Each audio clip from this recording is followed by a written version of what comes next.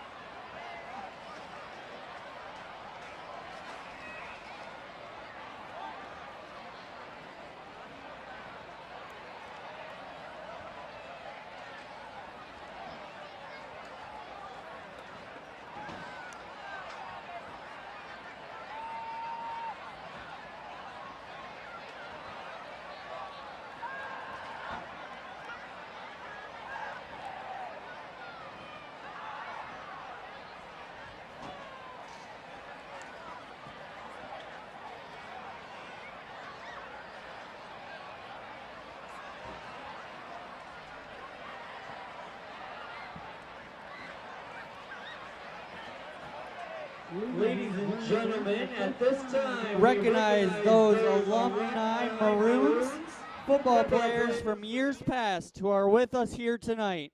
Let's give them all a big round of applause for their dedication and devotion to the Holland Christian High School football program.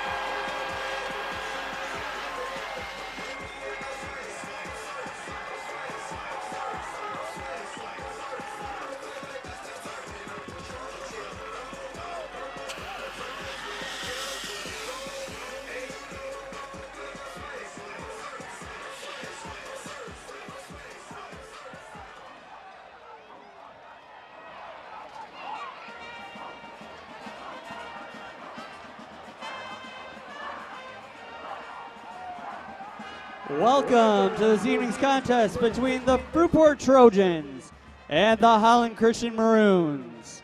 Our OK Conference serves to promote character development through educational athletics. As member schools, we empower athletes, coaches, officials, and spectators to be role models for sportsmanship on the field and in our communities. Please do your part in creating a positive environment for our students to learn meaningful life lessons and follow everyone to enjoy tonight's contest.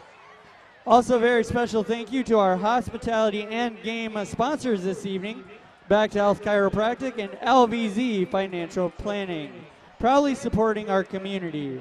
Back to Health Chiropractic and LVZ Financial Planning. The opportunity to play this game is only made possible by our officials' commitment to high school sports and our student athletes. We appreciate their efforts and they deserve our respect. Please give our officials a round of applause. Ladies and gentlemen, at this time we ask that you stand. This game is a privilege and was made possible by those who have fought and continue to fight for the freedoms we enjoy. Our veterans are pillar members in our community, and we are proud of all veterans in attendance with us tonight. Ladies and gentlemen, please rise to honor our country as Holland Christian's very own Living Hope singers under the direction of Erica Blum lead us in our national anthem.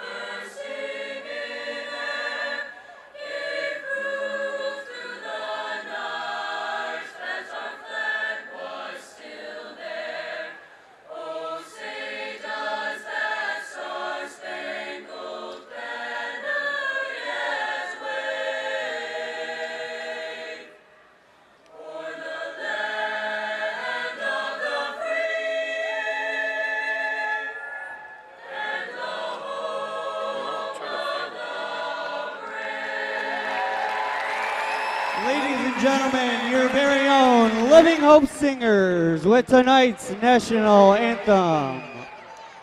Well, once again, a pleasant good evening, ladies and gentlemen. Welcome to Holland Christian High School for today's homecoming contest between the visiting Trojans of Fruitport High School under head coach Mr. Nate Smith. And we welcome back your homestanding Maroons of Holland Christian High School under first-year head coach, Mr. Dave Eberger.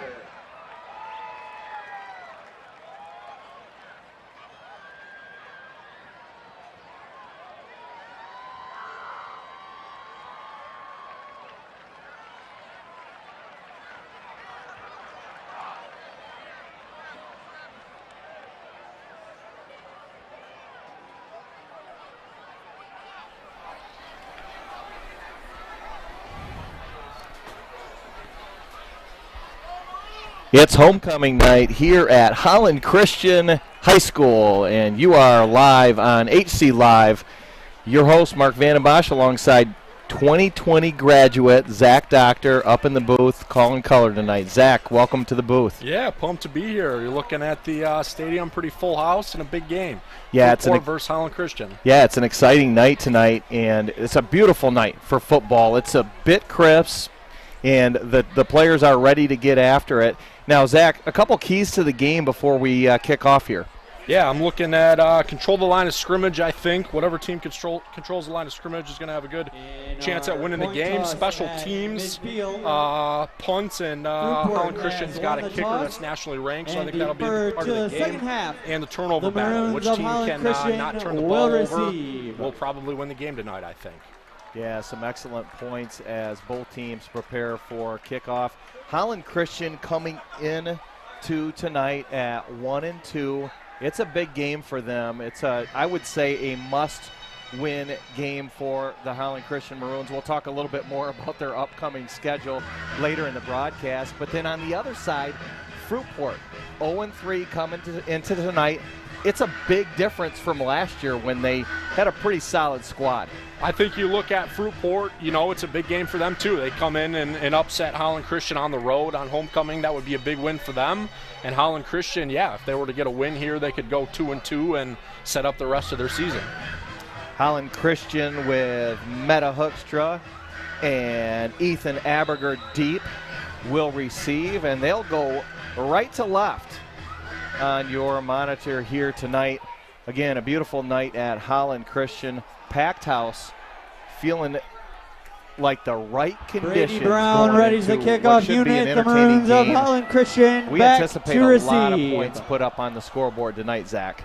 I think it'll be a high-scoring game, and I think both teams are looking to run and gun it all game. They'll be throwing the ball a lot. Number 2, Meta Hookstra on the return for the Maroons of Holland Christian. With that, he had a lot of running room Holland there. Christian will start their drive first and 10. Holland Christian will start deep in their end zone, just over the 5-yard line at the 6-yard line, 94 yards to go. And it's going to be our first look at what is a solid quarterback, maybe the best quarterback in the OK Blue tonight, and that's Eli Boyce, senior. Yeah, I think Eli, solid quarterback, doesn't turn the ball over a lot. He's got some good receivers. I think Mishmerheisen's going to be a game changer tonight. And Hookstra picks up about 4 and gives him a little bit of breathing room. Yeah, like you said, Zach, Boyce has got a lot of talent around him. I think, yeah, you look at Simon Grotenhuis. He's a young sophomore that starts on both sides of the ball. He's got some height. Luke Mishmerheisen's got a lot of height and can go up and get it. Those 50-50 balls that they're throwing, they like to target him deep down the field, Mark. As we look at the field tonight, brand new, different field than when you played here. Yeah, I think the new turf has got a good look. The old turf definitely needed some replacing, and we got a new head coach and Aberger. Yeah, a new start for Holland Christian. Aberger with a catch and gets tackled right away, and that's going to bring up 3rd down for the Maroons. Again, yeah, a tough start here, where Hookstra had a lot of room, and that happens. And what I say is like, how do you respond to those kind of situations as a team? And we're going to see what Boyce and the offense can do. Picking up a first down right here would be big, but it's a bit of a it's a down in distance here, 3rd and 7. So it's a tough distance to pick up a first down. 100%. I think you got to be conservative here because you're by your own goal line. And a pass out to Mitch Merheisen, and he gets tackled and brought down by the Fruitport defender, the Caden Beardsley, and Holland Christian will be forced to kick. Gain of about 3 on the play for the Maroons. Now brings down a 3rd and 4 situation. Yeah, Holland Christian 1-2 on the season. They beat Holland in the opener and lost to Wayland and Allendale last week in what was a tough loss, but Allendale's a solid squad.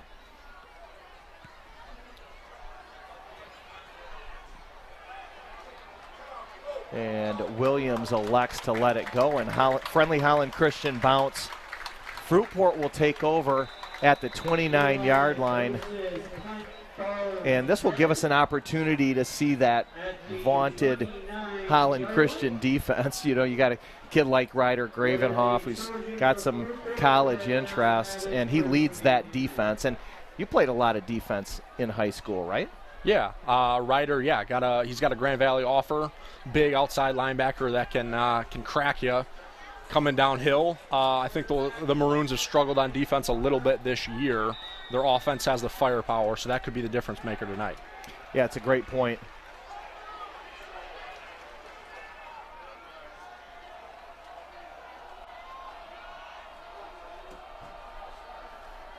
And the quarterback keeps it up the middle and gets out to the 34, just shy of the 35, and will bring up a 2nd down and 5.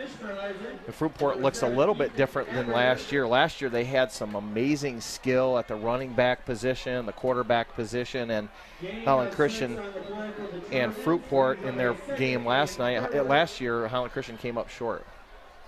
Yeah, Holland Christian likes to bring pressure with their outside linebackers. They have the 2 safeties back, and their corners usually play zone. So you got Dornbos as the quarterback in the shotgun.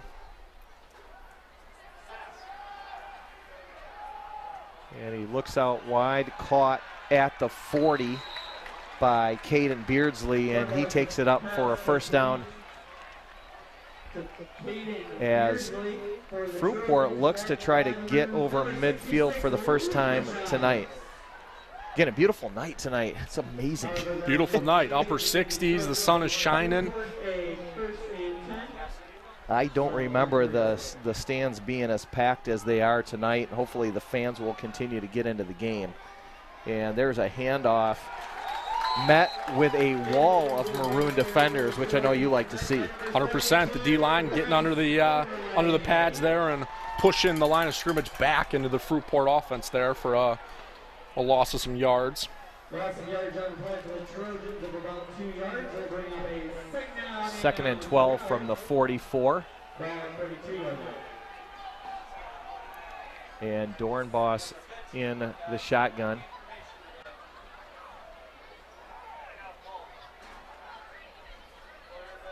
And a toss wide, and some running room for Dezane Williams, and he picks up a Fruitport 1st down over the 50, down to the 45 of the Maroons. Williams getting the 1st down there, Fruitport, yeah, moving the ball slowly but surely and trying to set the tone and put some points on the board first here on the road. Now as a defense, you come in, you have a lot of energy to start, homecoming. 2 quick 1st downs. How do you respond? What do you think? You got to settle down and do your assignment and play the defense you're trying to play. And Dornbos back to pass on 1st down, eludes the initial defender for the Maroons, but is brought down by Plockmeyer after a short game. Dornbos definitely looking mobile in the pocket there. He can definitely sit and make his reads, but also scramble there. Dornbos is a junior for Fruitport. Now, what would you call it? So Dornbos is going under center here. But you call this a little bit of a pistol format? A little bit of pistol, yep. They got the fullback in there. And a handoff to Beardsley. Picks up about 9. And early, Fruitport is controlling the line of scrimmage, which was one of the keys to the game that we brought up at the top of the broadcast. 100%. They got the fullback in there. They're in 11 personnel in the pistol there, and doing a little bit of RPO action there with the quarterback and the running back. Now you got a 3rd down and 1. Probably we're in 2. You're going to have 2 downs here. I mean, you're going to go for it if you don't get it. Probably 4 down territory. Yep, 4 down territory. And, you know, just like we said, we're going to see. It is 4 down territory. I'm sure Fruitport will go for it. Great stop by Bushhouse.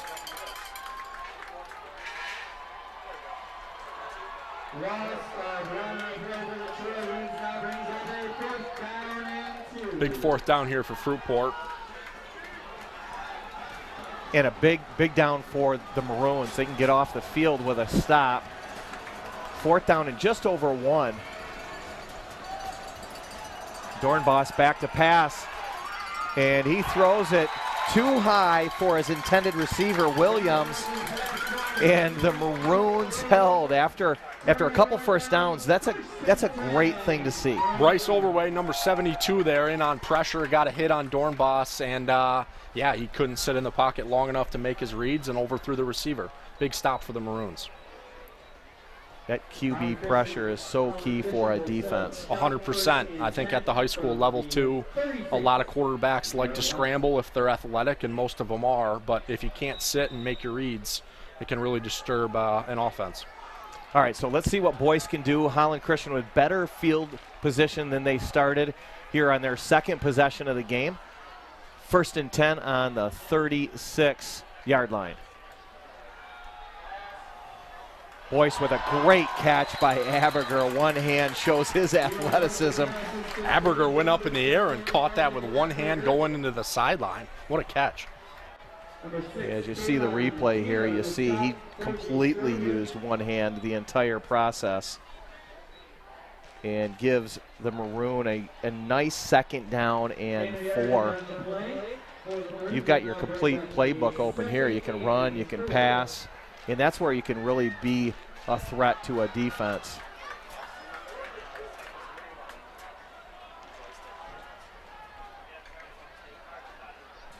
And Boyce scrambling, eludes the defender and throws it, and it's caught there by Grotenheis. You mentioned Grotenheis earlier. Simon Grotenheis, yeah, a sophomore play. He starts on both sides of the ball for the Maroons.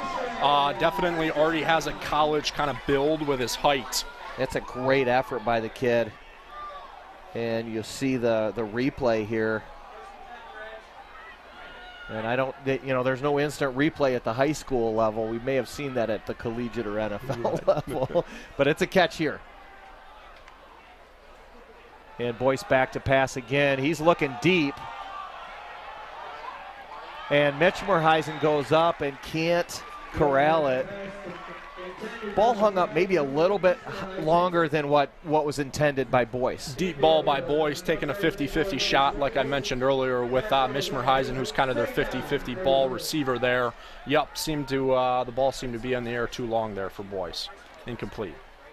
Yeah, solid effort by Mitch Morheisen. I think he's going to come down with most of those. Oh, 100%. They mentioned him at the beginning of the year as a Holland Christian player to watch, and yeah, they mentioned that jumping ability and his height at receiver.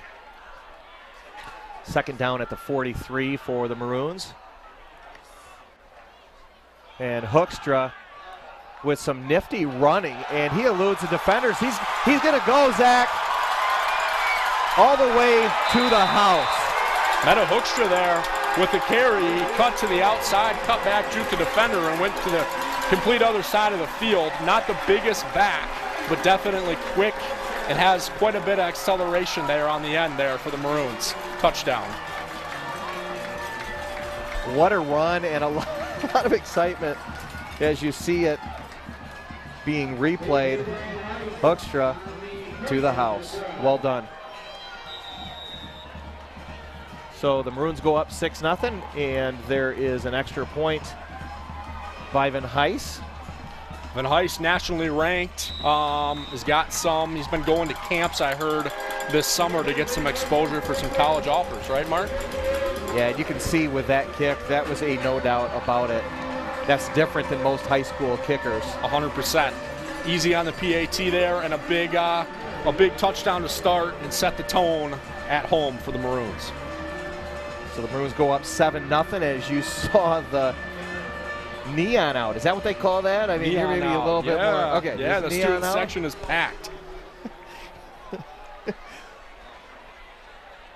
And a good start for the Maroons here on homecoming night. 3:55 left in the first quarter.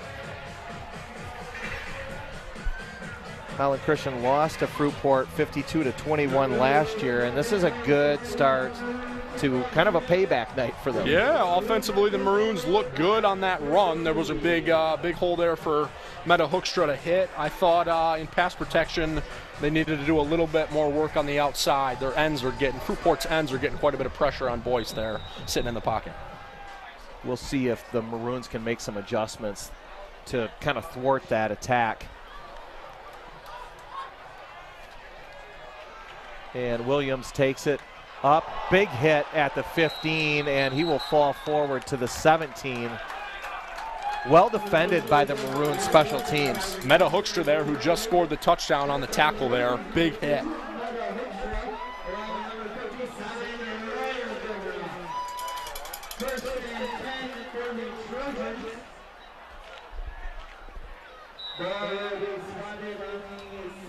Coach Dave Aberger's got to be happy. Dave in his first year as the Holland Christian coach. First year, Chris Kuiper stepped down, and Aberger was an assistant, and yeah, taking over as head coach and trying to set the tone in his first year for the Maroons.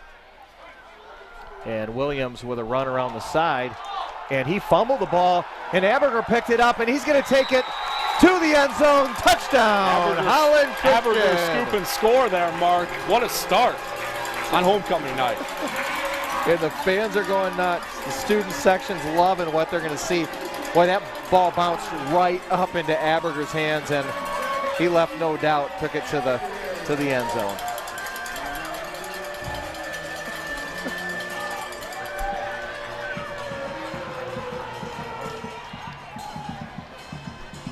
And just like that, Holland Christian with 2 touchdowns on 2 consecutive plays from scrimmage. Very impressive by the Maroons there. Aberger starting on offense at slot receiver there.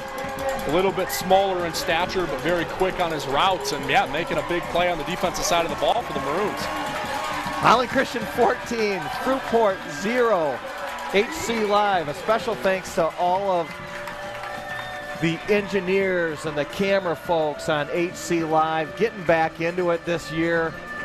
Certainly call a ton of sports and make it an option for folks to watch from home, whether they're local here in the Holland area, whether they're in West Michigan, the state of Michigan somewhere, maybe in the Midwest, or even throughout the country, and dare I say, the world. Yeah, I mean, streamed on YouTube. About anybody who has YouTube can get it, and we're excited. Mark and I are excited to be here, and we're pumped to have you watching along with us.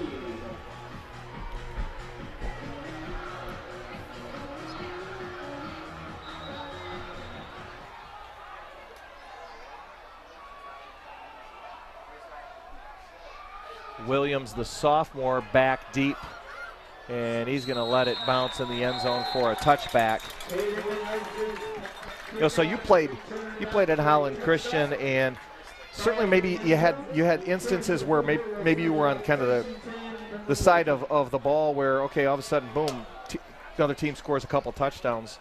How do you come out and respond to this? I think the biggest thing is definitely energy. I think team energy. Fruitport's got to come out and stay high energy here on the road, homecoming, packed house against Holland Christian, and just run their offense. Not try to force plays and play smart. Do what they practice every week. And then how about Holland Christian? I mean, is this the point where you're like, hey, you got to go for the jugular, let's put them away? Holland Christian, yeah, with a big opportunity on defense here, looking to get a stop, force a 3 and out.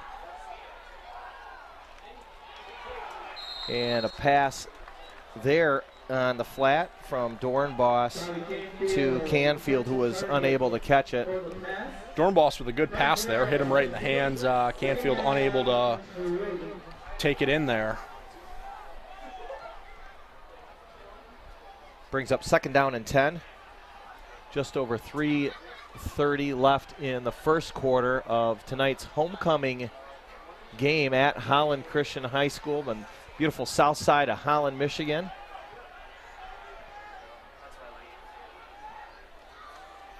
Dornbos with a hand up the middle.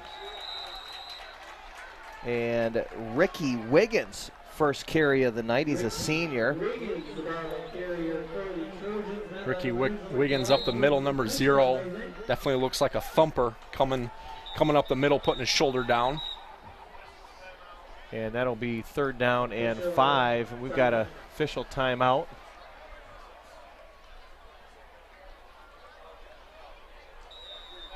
Trying to allow a substitution there. So 3rd down and 5. For the Fruitport squad. Enrollment 794 students. And a carry up the middle again by Wiggins, and Wiggins picks up the 1st down. Wiggins right up the middle, thumping, little spin move, and broke a couple tackles for the 1st down for Fruitport. Trying to set the tone on offense there. You know, at the high school level, you see a lot of fullback action still collegiately and in the NFL. That's something almost a thing of the past. Definitely not as big on the collegiate and NFL level, Mark. They've gone a lot more speed and running backs that can catch the ball in the flat. Wiggins very successful there. Now a quick pass to Williams, but that was well defended by a host of Maroons. Fruitport almost looking to set up a screen there on a quick pass to Williams. Maroons all over him. Must have been watching film this week in practice, Mark. And we've got a timeout for an injured player, or at least just a short stoppage, as Williams was slow to get up. Good to see him back up. Talented sophomore for Fruitport. Yeah, a lot of speed. Maroons making some substitutions here on defense, getting some fresh guys in there.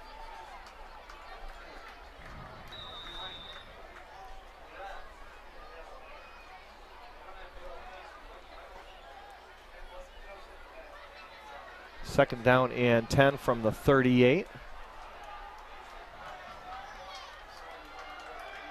Trips to Dornbos's right. And Wiggins with a quick hitter up the middle, and that was well defended. You got Gravenhoff sitting there. Wiggins up the middle, just got the ball, and yeah, Ryder Gravenhoff right up the middle, meeting him early. Stood him right up on the tackle for the Maroons.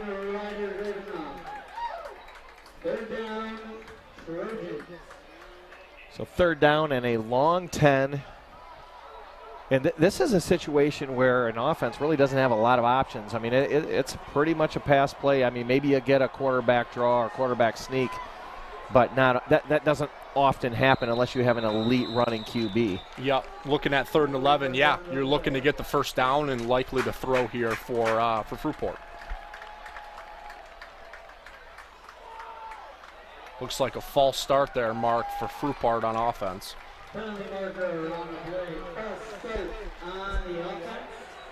Moves back Fruitport to the 32-yard line, and 3rd and 15.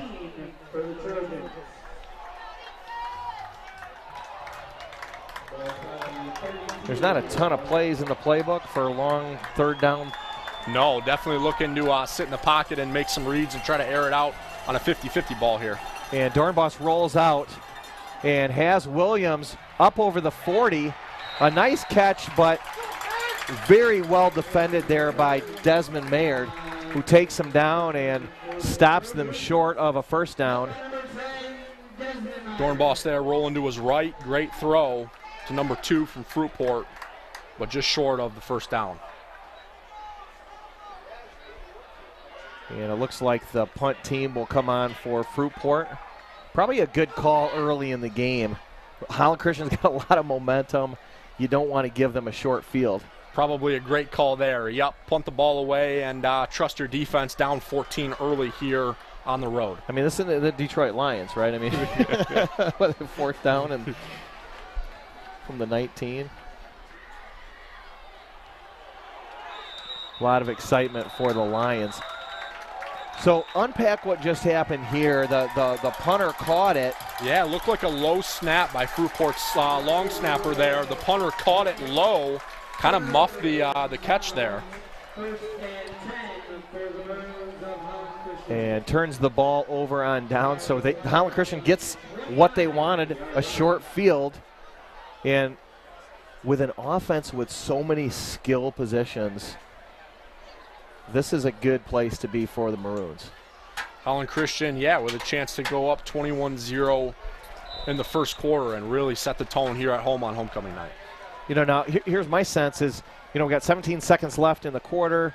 You know, if the Maroons do not score, they get to go down to the student section end of the field, and a touchdown down there would be amazing. A lot of happy students in the student section, and definitely will be loud. But Boyce is going up top, and he's got a receiver, Hoekstra, just over his outstretched arms.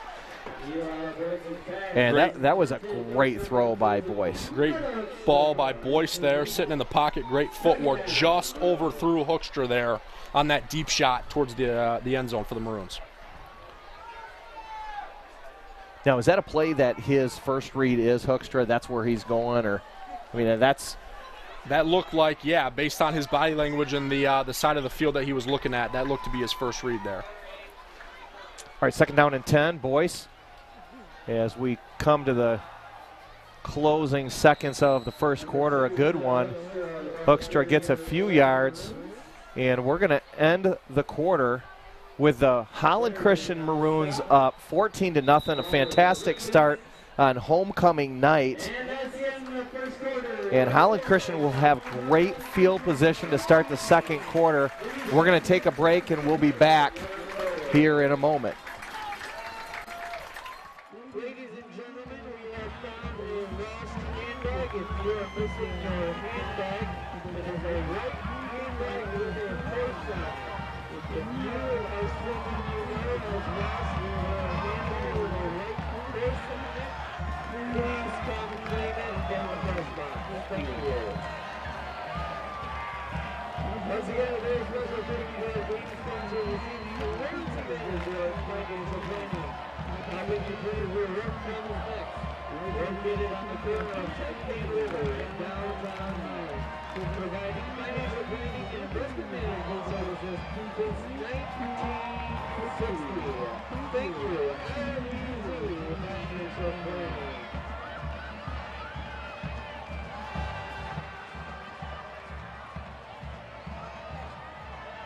We hope you enjoyed the listening and entry on your way to the game tonight. Starting from scratch, each of them contributed to this year's contest with amazing expertise and a huge amount of generosity. It is through the efforts of this that they do know the Maroons community so special. Welcome back to HC Live as we get set to begin the second quarter at Holland Christian on homecoming night. Holland Christian with a couple touchdowns in the first quarter, one offensively, one defensively, and we got a big play here, 3rd down and 8, as the Maroons look to knock on the red zone. And Boyce back to pass, and he's going deep to Mitch Merheisen, and just off his fingertips. Eli Boyce, Maroons in empty formation there. No running backs deep. They had their running back out in the flat there and went deep to Mitch Merheisen. Great ball by Eli Boyce there. Yeah, and I think that's one that Mitch Merheisen will want back. You know, I got to believe he's gonna catch that ball 9 out of 10 times. And though we've got a hold on Fruitport. Penalty flags down on the field. Yep, looking like a holding penalty on Fruitport here. Refs to clarify. And I got to believe that's an automatic first down. Should be a first down here for the Maroons.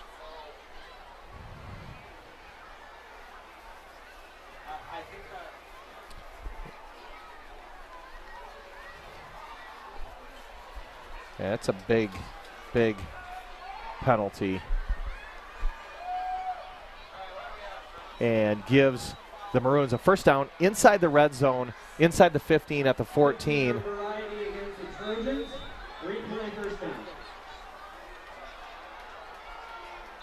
And we've got a timeout by the official.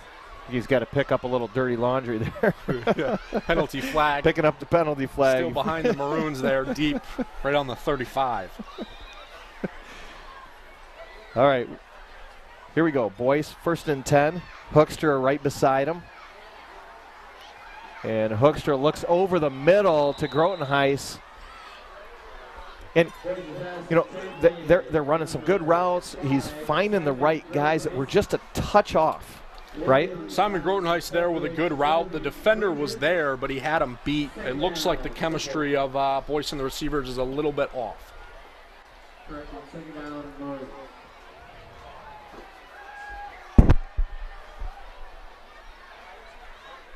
I think with the talent they have, they'll get it dialed in.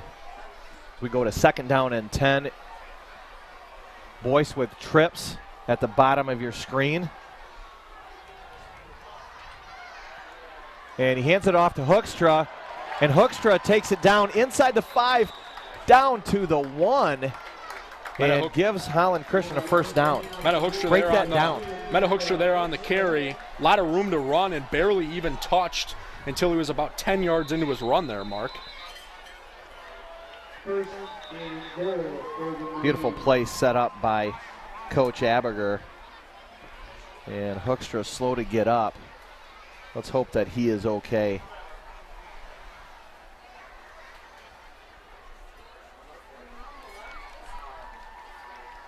So a lot of fireworks to start tonight's game. A lot of fireworks to start. The Maroons, it was interesting to see them air the ball out early to set the tone against Fruitport.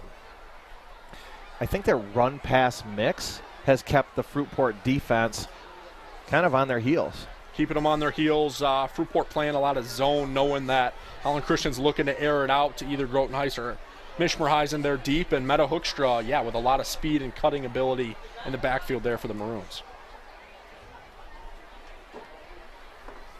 Hoekstra still down on the field. When we talked at the top of the broadcast, what a big game this is for Holland Christian coming into it 1-2. They run into a gauntlet after tonight. Yeah, you look at the end of the year, their schedule, if they were to win this game, could really set the tone to set them up to maybe be able to pick off a couple difficult teams on their schedule. If they drop this game tonight, it would be quite difficult to make the playoffs. Next week they go on the road to Hamilton, the rival. And we've had Hamilton's number a little bit lately, and certainly they've had a couple good squads. All right, here we got Boyce in the shotgun, and he's going to keep it, and he's going to take it in for the touchdown. Ethan. Boyce there on a design QB run there, takes it in for the Maroons touchdown. Yeah, Eli Boyce brings a little bit of that ability to pass, but he can run as well. A little bit, definitely a dual threat quarterback. Yup, the ability to run and the ability to extend plays in and out of the pocket, and definitely a good passer as well for the Maroons.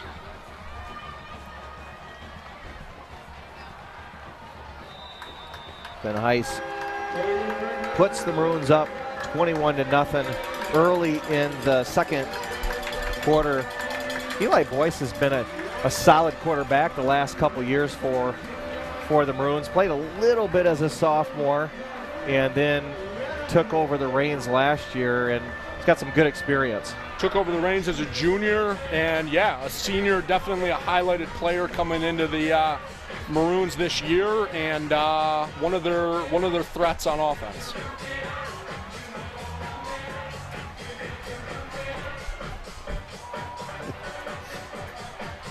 You know, as we said, this can give a team a lot of momentum going into what could be a tough stretch. You got Hamilton, Spring Lake after that, Coopersville.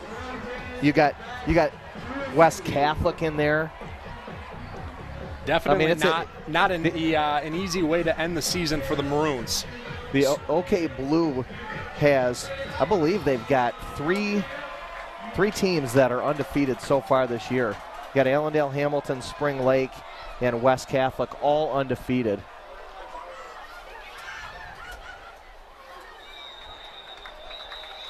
Coopersville and West Catholic going down to the wire. West Catholic with a field goal late.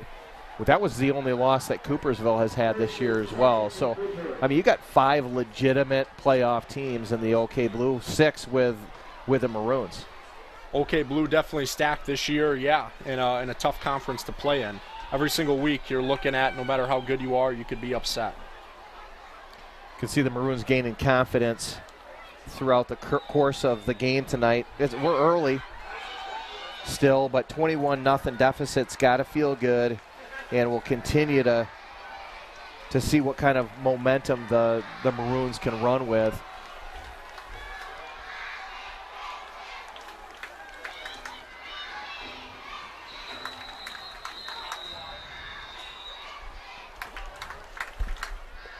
And timeout by Abiger.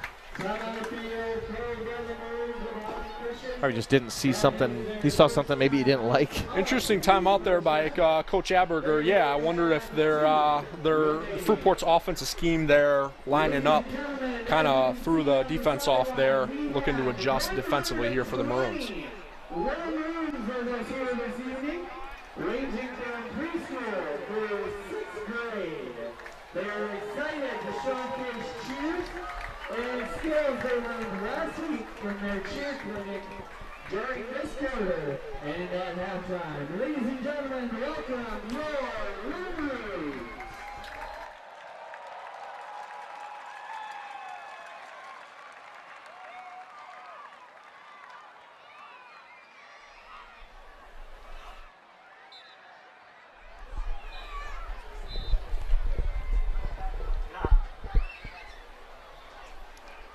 All right, Dornbos leads the Trojans back out on the field. First down and 10 from the 20. Fruitport has had some poor field position tonight. Fruitport struggling a little bit offensively to start the game here on the road, trying to get some momentum in the second quarter here. Dornbos with a nice pass completed to Bobby Canfield. Bobby is a junior. No, actually a senior. Bobby with a nice catch there for Fruitport, trying to march the ball down the field into enemy territory. Second down and short. The playbook is wide open for Fruitport on these short second down plays.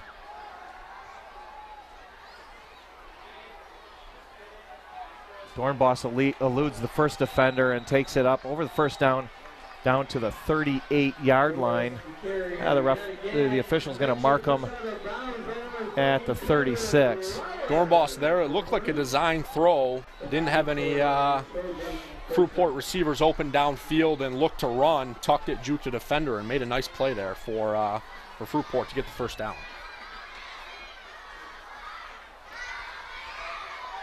Dornbos trips to his left. And Williams gets the ball, and we're gonna get that play's coming back. Looks like offensive holding there on Fruitport on a design screen play.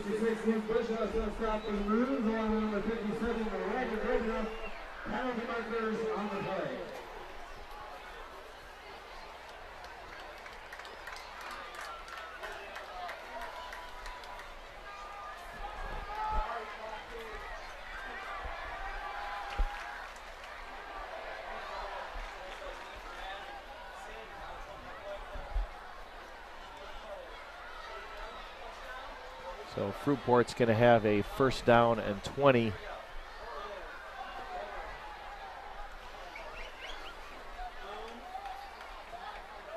And you can say they're going the wrong direction. Fruitport, yeah, a big first down by their quarterback there on the run, and yeah, definitely not a good penalty there. Kind of shooting themselves in the foot offensively.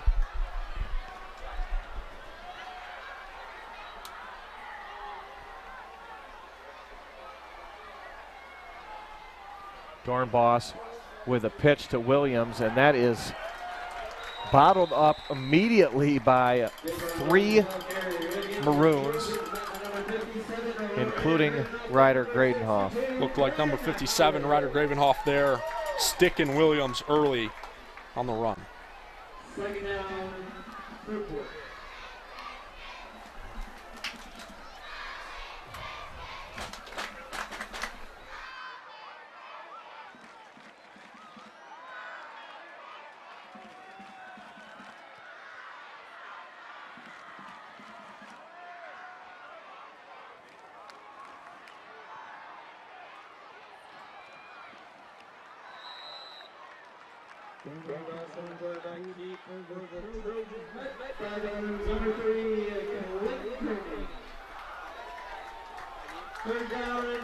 Third down and 9 for Fruitport as the Maroons look to get off the field and get their offense back. Offense making some nice work tonight. You know, that first possession, get that one kind of out of the way, and then it's been offense set the tone early with a big Meta Hoekstra touchdown run. A big third down here for Fruitport, trying to get the ball moving down the field. Dornbos rolls to his right, and he's going to be picked off by Mitch Merheisen. Wow. Fantastic play by the senior. Number 12, Luke Mitchmerheisen, kind of their offensive star there at receiver, with a big interception for the Maroons. You know, he broke on that pass, read the quarterback's eyes, and made a really, really solid play. The Maroons will take over in enemy territory. The Maroons with Again. all the momentum here to start the game. They're taking over in enemy territory and looking to punch it in here. It's a bit demoralizing if you're a defense and you're always starting in a kind of a negative position here. As the Maroons have a short field from the 40. Boyce is looking over the middle, and he has his receiver open for a first down. That's Joshua Bruxford. Joshua Bruxford there, the junior, with a nice reception. Fruitport, as you mentioned, Mark, trying to get off the field, looking a little bit tired. Guys are out there standing with their hands on their hips, trying to get off the field here. Yeah, after a couple losses, it's so great to see the Maroons come out tonight in the first half just on fire. Great start for Holland Christian offensively, making plays on the defensive side of the ball too.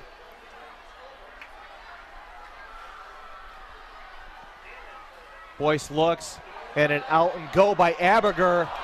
Oh, well defended at the last minute by Bobby Canfield, but you could see Aberger on the out, and then he went, and Canfield able to just knock it away at the last possible Aberger on a great minutes. route there, had the defender beat, but looked like he looked over his shoulder and kind of lost the ball there in the air. Aberger's kid with high IQ, great route runner. Just so fundamentally sound out there. Fundamentally sound, he's got good hands, and yeah, definitely fast, can accelerate quick, and quick on his brakes on route running there as well. Boyce and a handoff to Hoekstra. Hoekstra around the corner, and he stays on his feet. He's going to go in for the touchdown. Touchdown, Meta. With another touchdown for the Maroons. Running hard and fast. Breaks a tackle there and punches it in. Boy, you gotta love his determination. Looks like the Fruitport defender there had a piece of his jersey there, Mark. Meta kept his legs churning, was able to break the tackle, stay in bounds, and punch it in for the Maroons. Brings a lot of energy. Fun to watch, that number 2. Meta, a senior there. Yeah, probably a big year for him.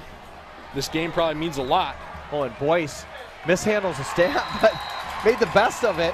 Picks it up. Trouble with the snap there. Boyce picks it up, looks downfield, does a little pump fake, and runs it in for the Maroons. A 2-point conversion and puts the Maroons up 29-0 with 8 minutes left in the second quarter. You see Coach Abiger and his son talking along with Boyce. The Maroons here to start, all the momentum on both sides of the ball, setting the tone in a revenge game for homecoming night. What a fun night. You got the fans along the fence, and then you got the student body, high vis, I guess yellow, high vis. The students color this of the week night. decided on neon out, yeah, and they're definitely making some noise and all smiles there. You can tell I'm from the construction industry. I just call it high vis. You call it neon. That's Yeah. probably the most technical.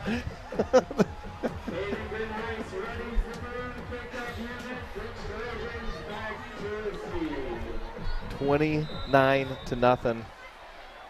Maroons up big on homecoming night. Van Heist with a kickoff.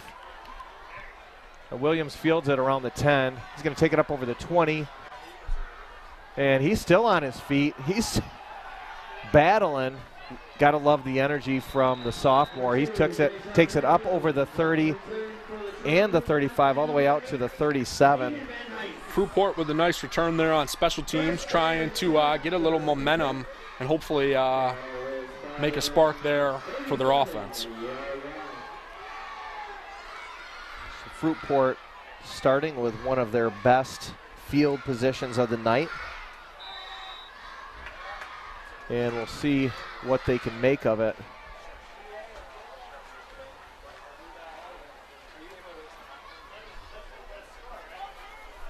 Dornbos under center. A little bit different formation than we've seen all night tonight.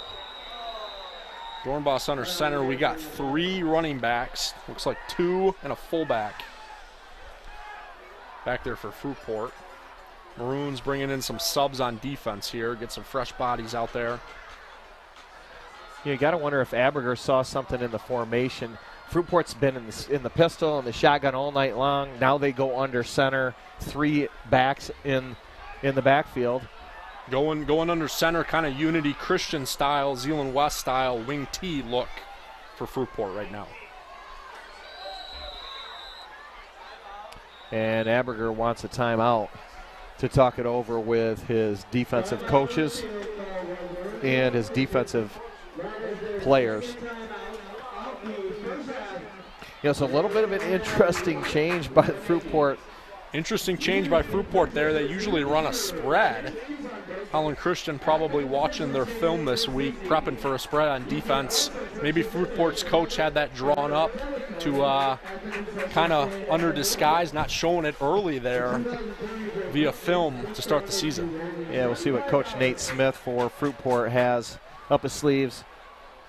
And we'll see what kind of adjustments that Abiger can make. Fruitport has a tough 3-0 Allendale team next week, so it doesn't get any easier for them. Again, we mentioned last year Fruitport was 8-3. They beat the Holland Christian Maroons. Both in Division 4, and the Division 4 rankings, most recent rankings, puts the Holland Christian Maroons at 38 and Fruitport at 58.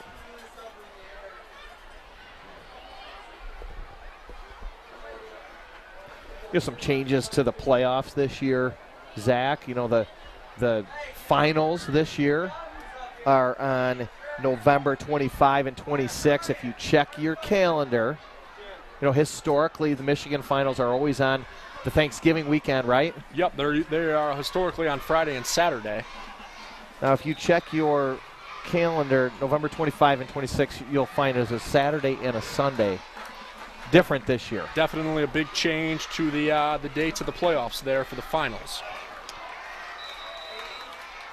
And we're going to talk a little bit about why that is. We're going to do that in the second half tonight. You'll want to stay with us. Yep, we will reveal the reasoning behind why they changed that from a Friday-Saturday schedule historically to a Saturday-Sunday.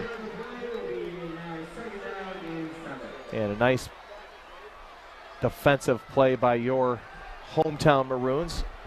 Fruitport with a 2nd and 7 from the 40 as the clock nears the 7-minute mark of the second quarter. And a handoff around the left side to Dayton Campbell. Dayton's a senior for Fruitport. Dayton there on the carry. Fruitport showing wing T, completely changing their offense there from a spread, maybe trying to confuse the Maroons there on defense and get something going offensively to get a little momentum to start this game.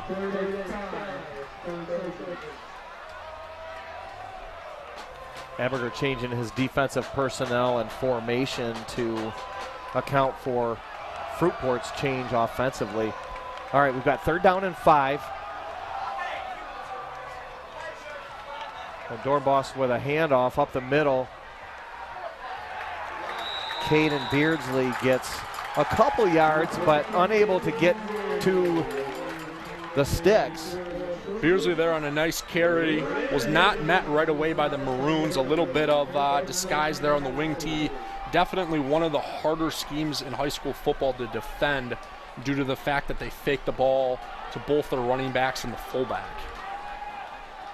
And Fruitport looks like they're going to go for it on 4th down. Really, I can't disagree with head coach Nate Smith on this call.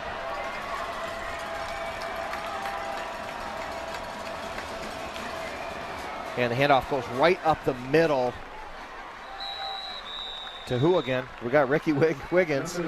Ricky Wiggins, the big power fullback there up the middle, puts his shoulder down. Big first down for Fruitport. He's had some success on that play. Now, being a former player, what do you call that, kind of like a dive play? A dive play, yep. Hitting the A gap, looking B gap if it's not there.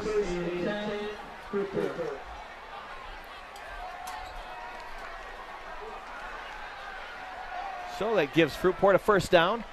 29-0 Holland Christian as we near the end of the first half. Dornbos with a quick handoff up the middle. And Fruitport running back Campbell able to get a few yards. Campbell with a few yards there. Fruitport slowly marching the ball down the field here with the new offensive set showing wing T, not a spread look.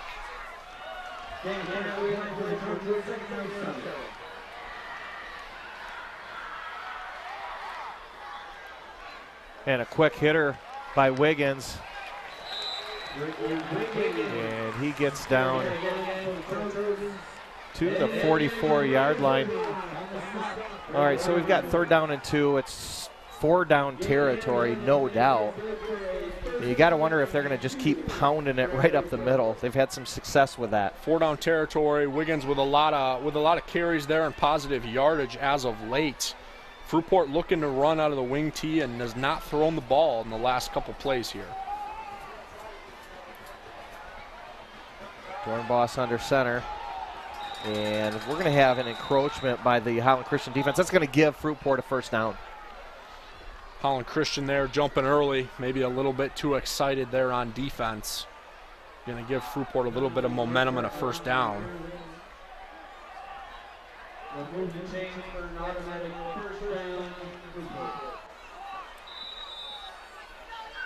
Fruitport's 2nd time tonight into the Maroon territory. First one ended in a turnover on downs. We'll see what happens here. Wiggins up the middle on a quick hitter. And it looks like he fumbled the ball. Looks like there was a little bit of miscommunication there between Dornbos and his running back. Ball ended up on the turf. Yeah, Dornbos kept it. Ricky Williams there looked like it might have been a fake, and Dornbos was trying to pull the ball. He might have Wiggins might have clamped down on it, and forced a fumble there. A little bit of offensive miscues there by Fruitport. But Fruitport able to secure the ball. And we got 2nd down and 12. 3:33 left in the half here on homecoming night at Holland Christian.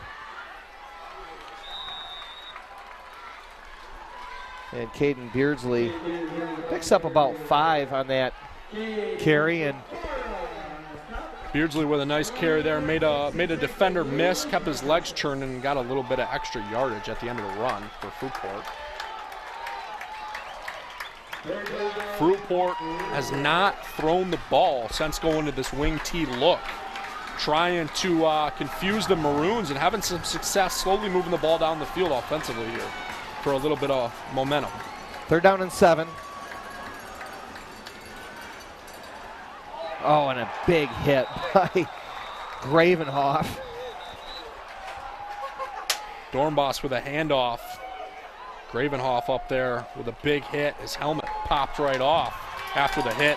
He's got to come out for one play by rule with the concussion protocol. And the play did not fool Gravenhoff at all. Gravenhoff, a star defensively for the Maroons, holds an offer like we spoke pregame from Grand Valley, a physical middle linebacker there with a big hit and a lot of momentum there for the Maroons. You know, as a teammate of somebody that's bringing that kind of heat, that kind of energy, it's got to just get you pumped. Holland Christian, very excited after that big hit by Ryder Gravenhoff. His teammates coming up and slapping him on the back of the jersey, excited and pumped being up 29-zip here at home for homecoming night.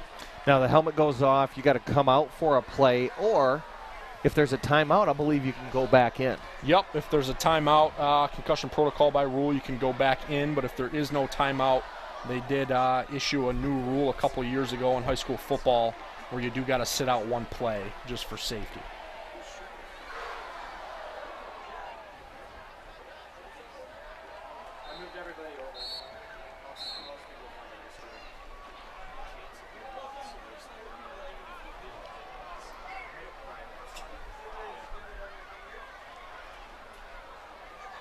So let's set the stage here for this 4th down play.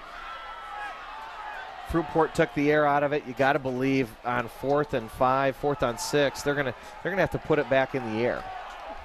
Big 4th and 5 here for Fruitport. It looks like the Maroons have got quite a few subs in the game, trying to get their starters a little bit of rest. Looking a little bit confused. We got a timeout Maroons here. Looked like the defenders were putting their hands above their head going, Coach, what are we calling here? I counted 13 players on the field. 13 players on the field. We got an extra. That would be a penalty if Fruitport, one extra, right? I mean, it's two extra on the field. If Fruitport were to snap it there, the Maroons wasting a timeout, but had one to burn with only 2 minutes and 45 seconds left till half. Up 29-0 here at Holland Christian Stadium. Homecoming night, we got neon out. You saw the future cheerleading squad right in front of the student section. Kind of fun to see the future cheerleaders. Many of them out there. That's so fun. Great memories for those kids for life. I'm guessing a lot of parents standing right along the fence watching their kids do that. A lot of parents, definitely a packed house tonight for the Maroons. Parking difficult to find on our way here.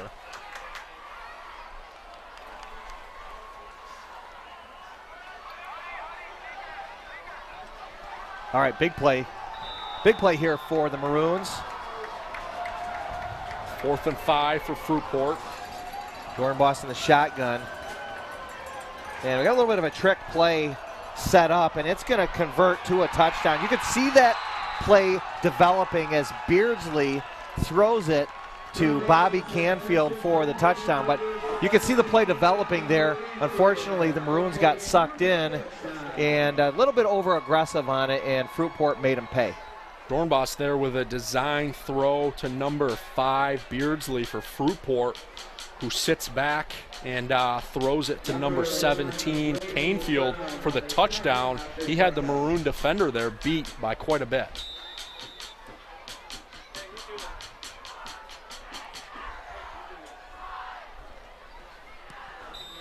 Brown with the extra point. And Fruitport gets on the board. 29-7, 2:38 left in the second quarter as Beardsley on a halfback pass to his teammate, Bobby Canfield, the senior, goes in to put the Fruitport Trojans on the board. Fruitport switching to that wing T look, forced to go shotgun there on 4th and 5. They had marched the ball down with some momentum, showing that wing T look to the Maroons, trying to confuse them a little bit. And a trick play there puts them on the board. A little bit of momentum there for Fruitport on the road, down big early, trying to get their offense going. Nate Smith subscribing to that whole adage of, insanity is just doing the same thing over and over and expecting to get a different result. Looks like, they had to change it up on offense there, not only with the wing T look, but a trick play as well, trying to change it up, and it worked for them, and they punched it in for 6. Fruitport to kick off here, 2:38 in the second quarter. Meta Hoekstra back deep for the Maroons. Aberger back deep as well.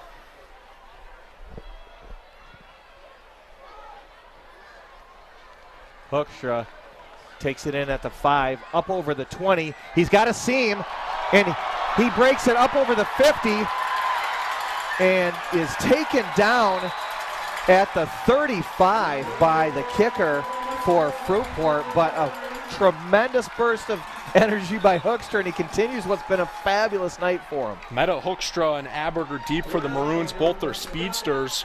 Hoekstra took a step back on the kick return, found a lane and took it all the way up to, it looks like, the 35 for the Maroons.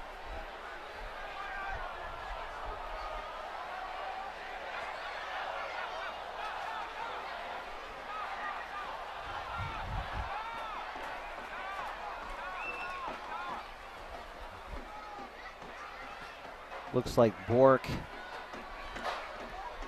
is the injured Fruitport player. Got a player down at about the 18.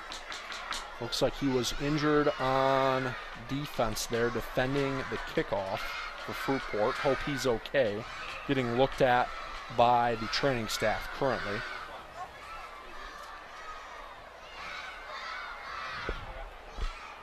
So 29-7 on homecoming night as the Holland Christian Maroons take on the Fruitport Trojans. Holland Christian 1-2 on the season, while Fruitport is 0-3.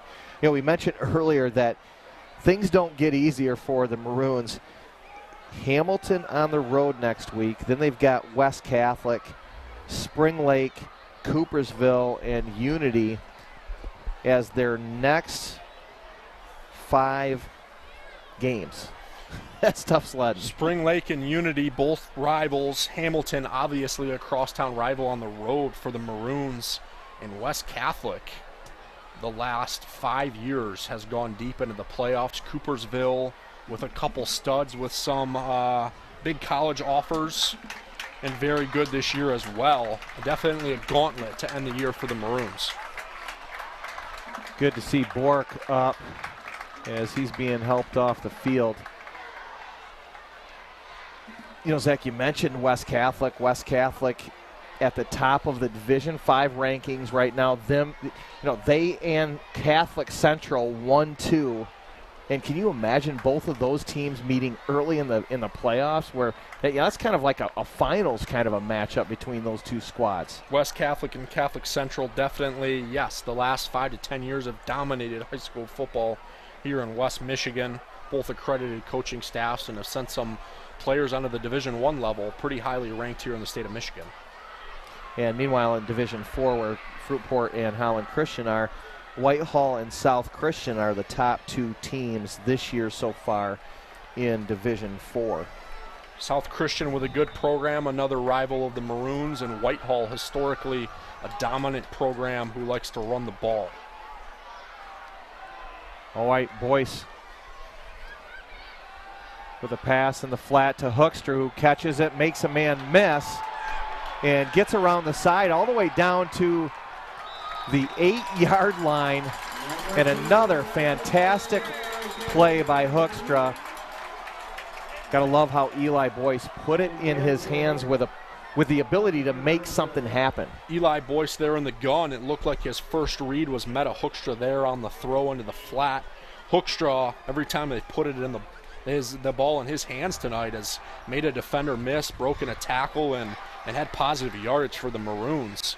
Definitely having a big game here tonight for homecoming night. Yeah, he's on fire.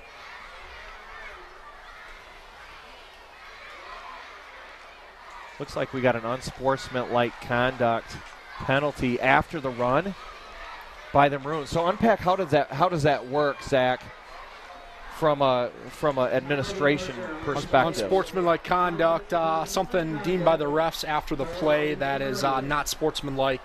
Could be talking trash, cussing at a player, a late hit. Definitely not a penalty that you want to have. Maroons shooting themselves in the foot a little bit there after the big reception by Meta Hoekstra, number 2. Yeah, so Hoekstra gets the benefit of the complete play, but then the penalty is administered after the completion of the play. Holland Christian moves to just outside the red zone at the 22-yard line, but they are first and 10. Boyce back to pass again with a quick hitter to Mitch Merheisen on the post pattern, and he's going to take it all the way down to the 2, to the 1, and into the end zone. Touchdown, Mitch Merheisen. On a great catch there by Eli Boyce. Has a defender hit him and another after one of Fruitport's corners. He's kept his feet churning and kind of rolled into the end zone there for the Maroons. And again, Eli Boyce with some amazing accuracy that allows Mitch Merheisen to keep his roll going and the momentum into the end zone. Showing a lot of composure tonight in the pocket. This has been one of the best games I have seen him play. And the Maroons are firing on all cylinders, up 36-7, and we're not even to halftime yet. Maroons up 36-7, a very high scoring start, especially for a high school game here at home tonight.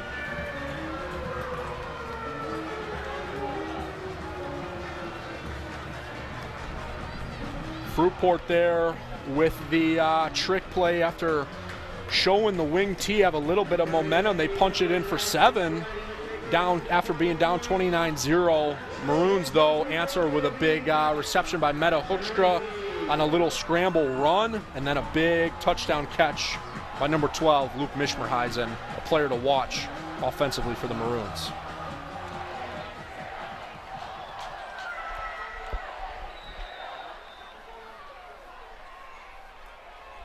Van Heis with a little bit of a short kick, and that's strategic as Williams catches it on the 10, over the 20, and just shy of the 30-yard line on his kickoff return. Another nice return by the sophomore.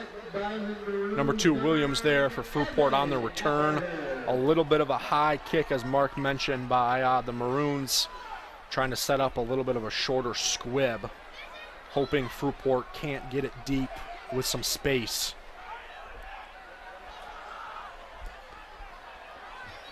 First and 10 for the Turkey. Fruitport first and 10 from the 30, and Dornbos rolls to his left, and that's a tough play by a quarterback, a right-handed quarterback, and he's able to complete it to Williams, who takes it out past the 45 to the 47. But you know, the right-handed quarterbacks naturally rolling to your right is a lot different than what we just saw with Dornbos rolling to his left. Dornbos there rolling to his left with a great throw, being a right-handed quarterback, to number 2, Williams, jumping up in the air for the catch for Fruitport. Dornbos back to pass again, and he's able to complete it to Canfield, who earlier had the touchdown, and Fruitport with another first down.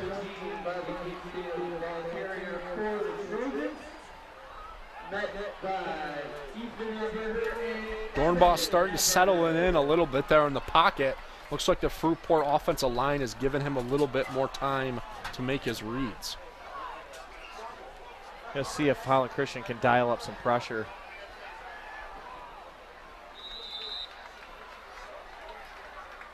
Number 0, Ricky Wiggins in the backfield there for Fruitport, blocking on what looked like a design throw there for Fruitport. Dornbos, pressure by the Maroons, unable to make the throw. And that'll stop the clock with 1:26 left in the first half. 2nd down and 10 as Fruitport into Maroon territory.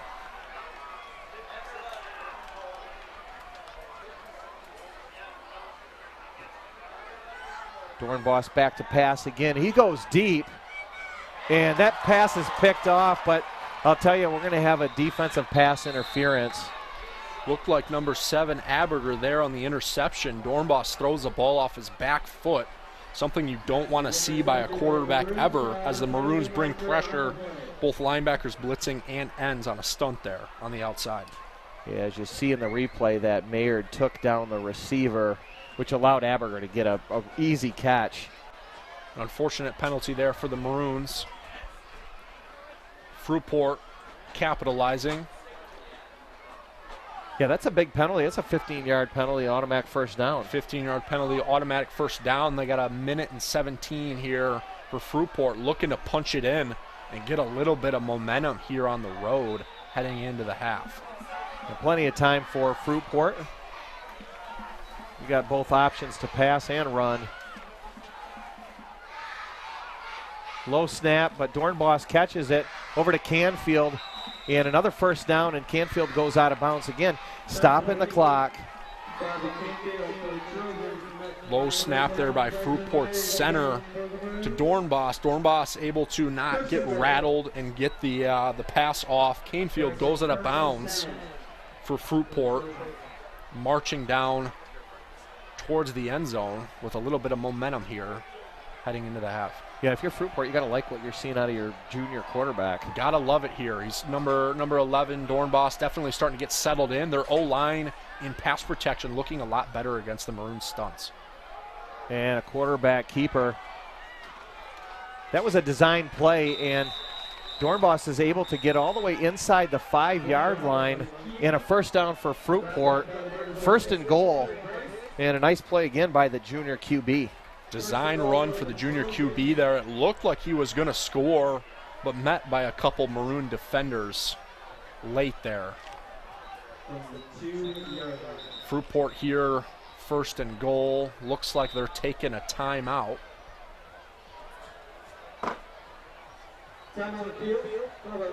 So an entertaining first half. Holland Christian able to score 14 in the first quarter, and they've exploded in the second. Holland Christian capitalizing on a couple turnovers by Fruitport. Meta Hoekstra, every time he seems to get the ball this first half, has been electric, and Eli Boyce showing a lot of composure and leadership there, the senior quarterback for the Maroons. So 14 points in the first quarter, 22 points in the second, and Fruitport picked up their lone score of the night here in the second quarter. And you've got your score of 36-7, but Fruitport's knocking on the door. You know, at the top of the broadcast, we said there are going to be some fireworks. Little did we know that we're going to have over 40 points in the first half. Fruitport here showing a spread look on this offensive drive. They showed a wing T look all the way marching into Maroons enemy territory before a trick play throw to Canefield for their first touchdown. Showing the spread look here, trying to punch it in for some momentum. What do you like here? What do you like here? I like do you see a little bit of a Dornbos Wiggins or Dornbos on a keeper? On a keeper. Oh, and it's a quick snap back to number 5, Caden Beardsley, and he takes it into the end zone. You know, direct snap right to Beardsley. Caden Beardsley, a good athlete there for Fruitport. Direct snap, design, run. Number 0, Ricky Wiggins there blocking for Fruitport, leading the way. Yeah, and he was untouched. Untouched. Great design play there by Nate Smith over at Fruitport. A lot of momentum there for Fruitport heading into the half. Fruitport will receive the second half kickoff. Gonna wonder if Coach Aberger's got something up his sleeve. You know, there's a minute left. There's a lot of time left. do you kill the clock and let's just get in at halftime up 36-14, or do you say, hey, you know what, we've got a lot of momentum, we've scored a few times, let's go. Maybe get it in Hoekstra's hands again. Will be an interesting offensive decision here for Aberger, as Mark was saying.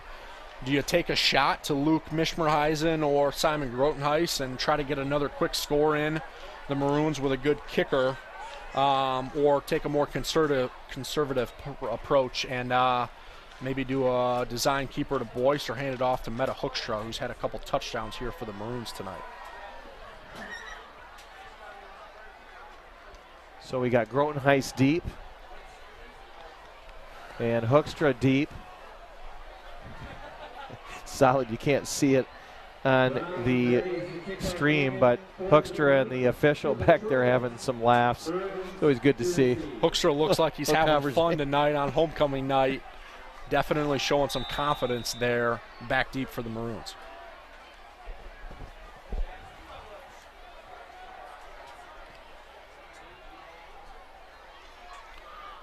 Simon Grotenhuis, the sophomore, back deep with Hoekstra. Usually Aberger, number 7, is back deep for the Maroons. Wonder if there'll be a little trickery on the return. And they want no they want no business messing around with Hoekstra there. Fruitport looks like a design little squib kick, went out of bounds. That's an automatic penalty if you kick it out of bounds, but they're happy to take that with the speed of Hoekstra there, not being a threat, keeping the ball away from him. Yeah, definitely wanted to keep it away from Hoekstra. And, you talked about Grotenhuis, sophomore. You didn't want to put it in his hands either. He's liable to break a big one. Sophomore up and coming, Simon Grotenhuis, a lot of size, a lot of speed and athleticism there.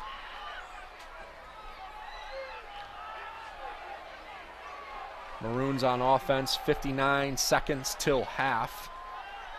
Boyce in the gun.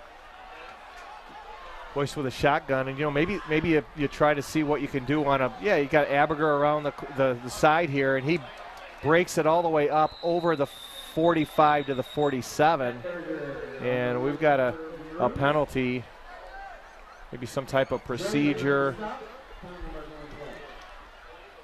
Aberger there on a design little quarterback flip to the receiver. And then it's an illegal shift for the Maroons. An illegal motion there for the Maroons. Trying to change up their offensive playbook a little bit going into the half. So you're 1st and 15. Now I got to believe if you're Aberger, you maybe run some type of a draw play. You maybe do a screen, try to get a few yards. And if you don't, maybe you shut it down for the half. Maybe do a screen, look to Meta Hoekstra in the open field, get some blockers downfield. Probably not throwing it deep for the Maroons here. And just like that, he throws it deep.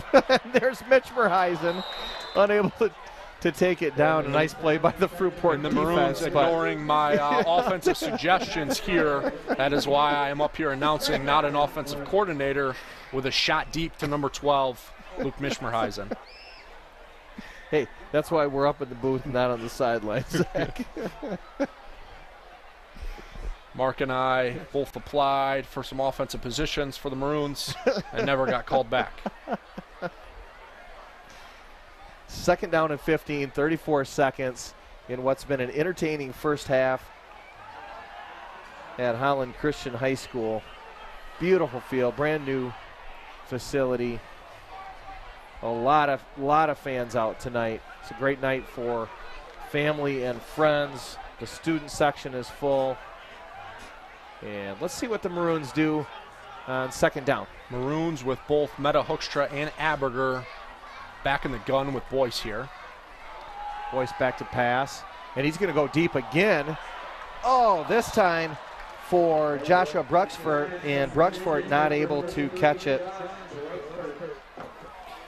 When you got a kicker like Caden Van Heis, you get down to like the 30-yard line, and you're probably in business for an offering a deep field goal, but one that Van Heis has been able to show that he can hit. Bruxford there, the junior for the Maroons, with a deep shot, not able to take it in on the throw.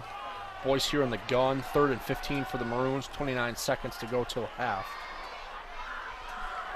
And Boyce looks left. And he's going to take off. And he gets a few yards, but comes up short of the 40. Fruitport showing some pressure. Number 0, Ricky Williams, the fullback and thumper running back for Fruitport there, chasing Eli Boyce all the way down to the other side of the field from behind. Boyce unable to find a receiver down the field that was open, decided to tuck the ball and scramble. And brings up 4th down and 8. 19 seconds left in the second quarter. All right, we'll get you the coaching position again here, Zach. What do you got to do? You kick it? 4th and 8 here. I think you look to punt. Don't obviously want to risk turning the ball over with 19 seconds left in the first half. Fruitport with a little bit of momentum, scoring 36-14 here at home at Holland Christian Stadium.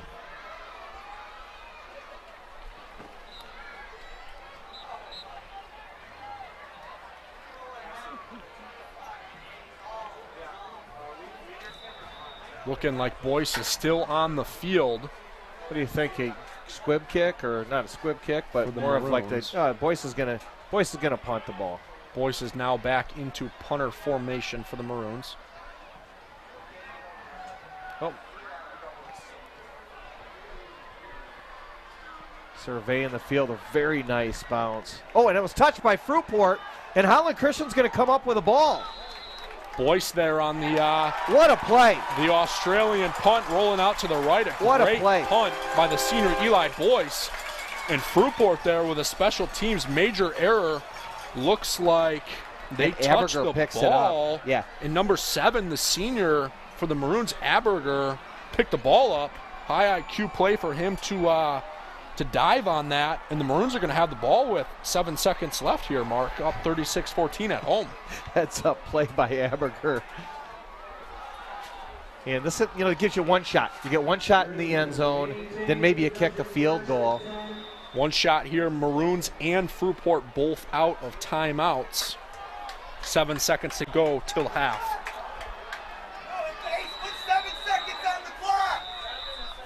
Oh, and we've got a little bit of a timing malfunction. It's not 12 minutes. It's actually 7 seconds left. They'll figure it out.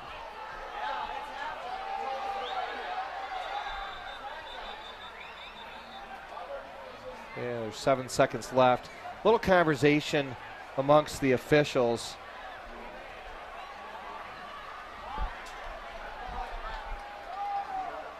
Holland Christian up 36-14. Fruitport is heading to the locker room, and it almost appears that Holland Christian up 36-14. All right, they're calling Fruitport back out on the field. A little bit of a dispute. Some Holland Christian coaches with their headsets and hats off, a little bit upset at the officiating crew here at home at Holland Christian Stadium. Some of the Holland Christian parents and fans up in the stands standing up and yelling, a little bit mad at the officiating crew here tonight. Fruitport's sideline and starters both being called back onto the field. 7 seconds back on the play clock. Looked like a little bit of a clock malfunction there, Mark? Yeah, a little bit of confusion with the score clock, or the time clock. No confusion with the score. It's 36-14. 36-14 Maroons. I'm looking for a pass to Mitch Merheisen. Got a flag down on the field. Looks like a false start on there the Maroons. For the Maroons. 5-yard penalty, looking at 1st and 15. So you notice there's 6 seconds. They got to put it back to 7 because a false start is indicative before the play. Yep, resetting the score clock there to 7 seconds. Maroons with a little bit of an error after that opportunity on the special teams play there by Aberger. All right, let's see what the Maroons do. Boyce goes back to pass. He looks right, scrambles a little bit, and keeps his eyes downfield. He's going to throw it over the middle, and that pass is picked off by Williams. Williams with a nice play to end the half. Boyce there showing his ability to be a dual threat quarterback. Running to the sideline, quickly throws a bullet picked off by number 2, Williams from Fruitport, giving them some momentum heading into the half. Fruitport to receive the opening kickoff of the second half. So we go to halftime. Holland Christian 36, Fruitport 14 on homecoming night.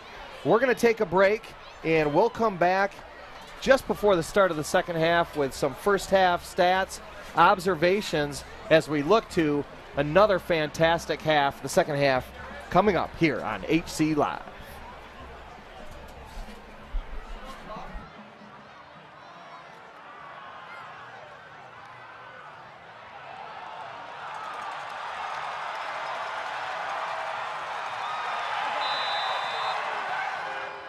Please join me in welcoming the Renown cheerleaders to the field tonight. They are the soldiers of the cheer club that the The cheer clinic would also like to thank their sponsors, Tiptoes, for donating all the bells the cheerleaders are wearing tonight, and Michigan Forestry Company for donating pom-poms for each girl. Thank you, Tiptoes and Michigan Forestry Company, for their generosity and help making our clinic a success.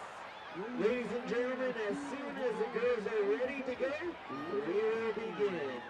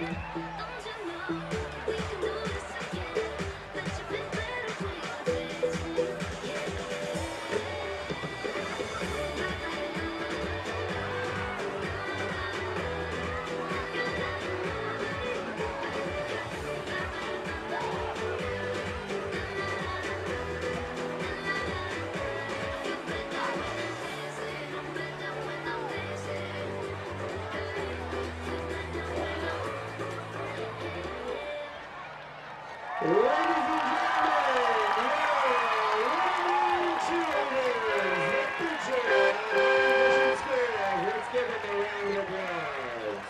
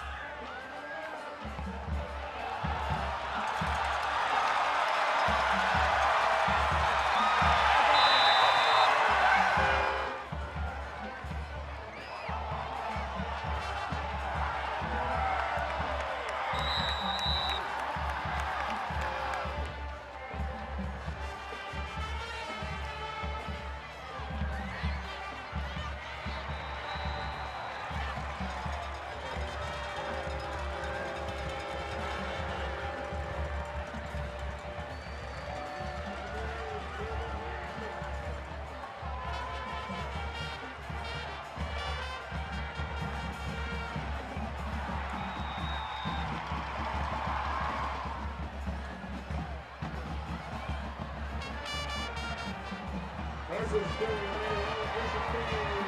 We'll be back in action next week, Friday, as the Maroons will travel down to Hamilton to take on the Hawkeyes. We'll pick up slated for 7 o'clock next week, Friday, at Hamilton High School. And that will lead down to the Church concession stand by those Church markets. For the purchase of the credit card or debit card.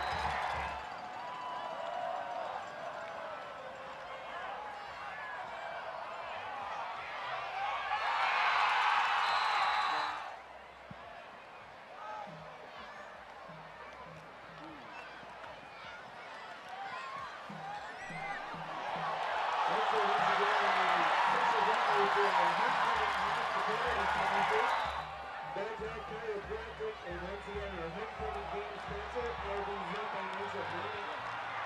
Also, our member right foot schools supports and play interviews from games across the local college by tuning into the Fabulous of Michigan Scoreboard Show on you can also hear previews of every game every Friday on the way to the game. Also, to the high school show beginning at 6 p.m.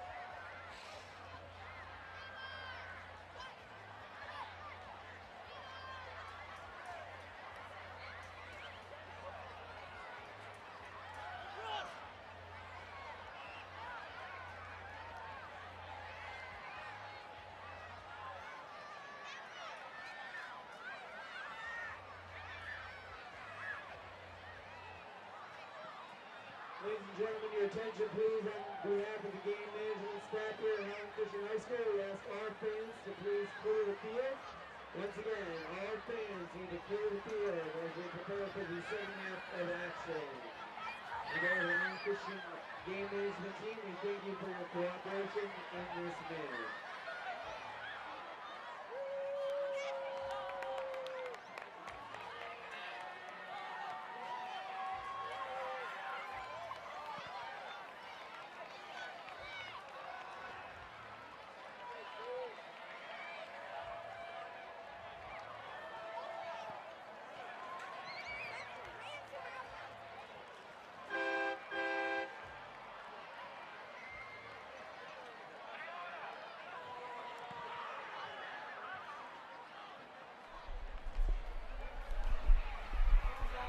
Welcome back to Holland Christian as we get ready to set the stage for the second half of action tonight. Holland Christian with a nice lead, 36-14 on Fruitport. But the game's not over.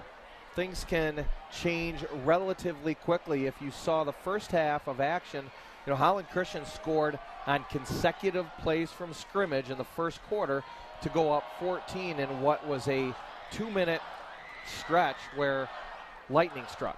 And then the second quarter happened and Holland Christian scored 22 more. Fruitport came back with a couple touchdowns, one at the end of the first half. Zach, some first half stats and observations. Meta Hoekstra, number 2 from the Maroons, with 5 carries for 80 yards and 2 touchdowns in the first half.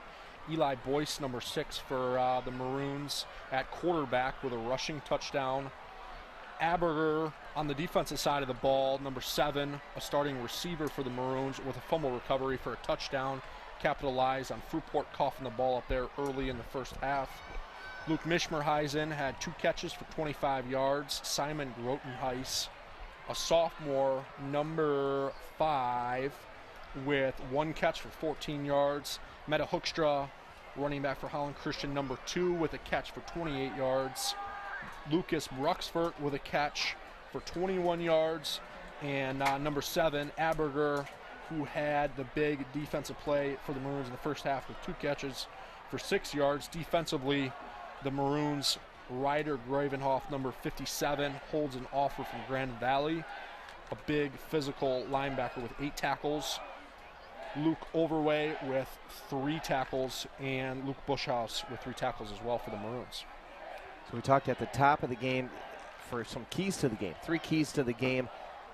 How would you say that Holland Christian's doing with those 3 keys that you talked about? Our first key to the game was control the line of scrimmage. Holland Christian offensively looking great, I think. Pass protection, Eli Boyce has had a lot of time to make his reads and looking calm in the pocket there for the Maroons. On the defensive side of the ball, Holland Christian showing some pressure early against Fruitport, able to defend them and have them punt the ball away quite a few times. Special teams wise, the Maroons also dominating the game. Aberger, number 7, with a recovery there for the Maroons after Fruitport muffed the kick return. And the turnover battle, we have seen the Maroons recover a fumble there early that Aberger had for a touchdown to put the Maroons up 14-zip early here at home. Yeah, if you missed any of the first half, remember, you could go to HCLive and check it out. I've been known to do that for certain sports that Holland Christian, and specifically Holland, the HCLive crew, puts on. Hey, just a note to all of you who are watching, if you go to hollandchristian.org/HCLive, you can go get an ability to go ahead and click the link and go right to sports events, but there's also a link on that web page that you can sign up to get notifications. I know that I get text on the days of an event that will give you the link that you can use to then watch all of the great athletics that Holland Christian brings. HCLive airing on YouTube as well.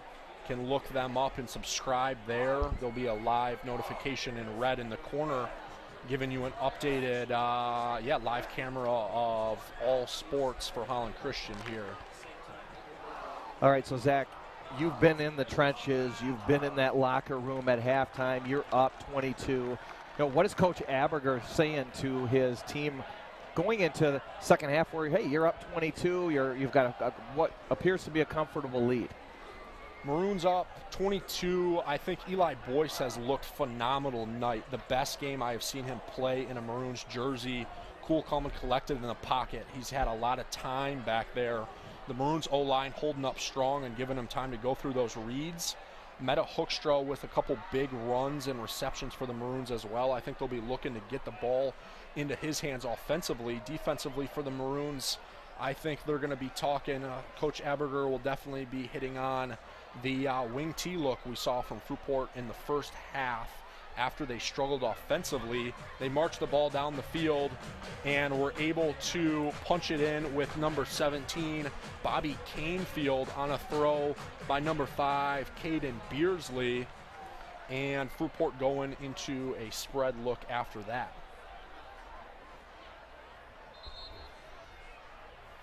Maroons here to kick off. 1st and 10 to start the second half, up 36-14 here at home. All right, hit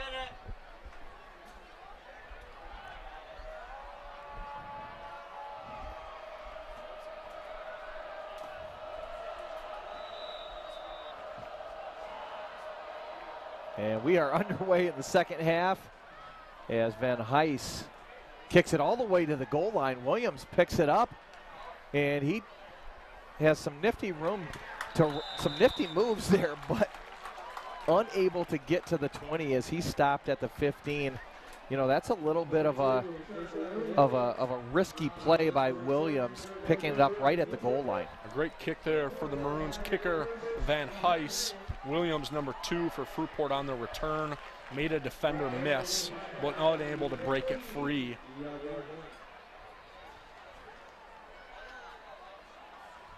Fruitport 1st and 10 here, coming out in a shotgun. Oh, they're going under center. Nope, shotgun look here to start the second half. Dornbos with a handoff to Williams. Williams with some running room all the way out to the 30, and a first down for Fruitport on the first play of the second half in what's been an entertaining homecoming night, especially if you're a Holland Christian fan.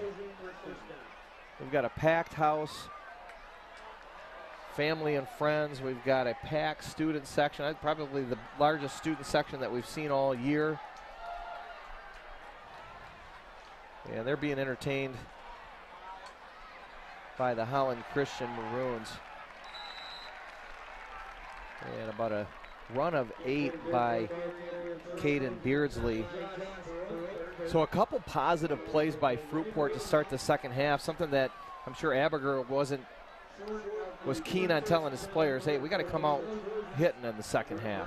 Fruitport showing their spread look that they typically run, not showing that wing T that they showcased there for a little bit in the first half. Dornbos passes to the sophomore, and Williams is gobbled up by Overway. Overway had a nice first half, 3 tackles, and picks up another tackle early in the second half. Williams with a nice catch, the sophomore for Fruitport there. We've seen the ball in his hands a lot tonight. A nice tackle there by Overway. Maroons putting in some subs on defense. The student section cheering loud, stomping on the bleachers.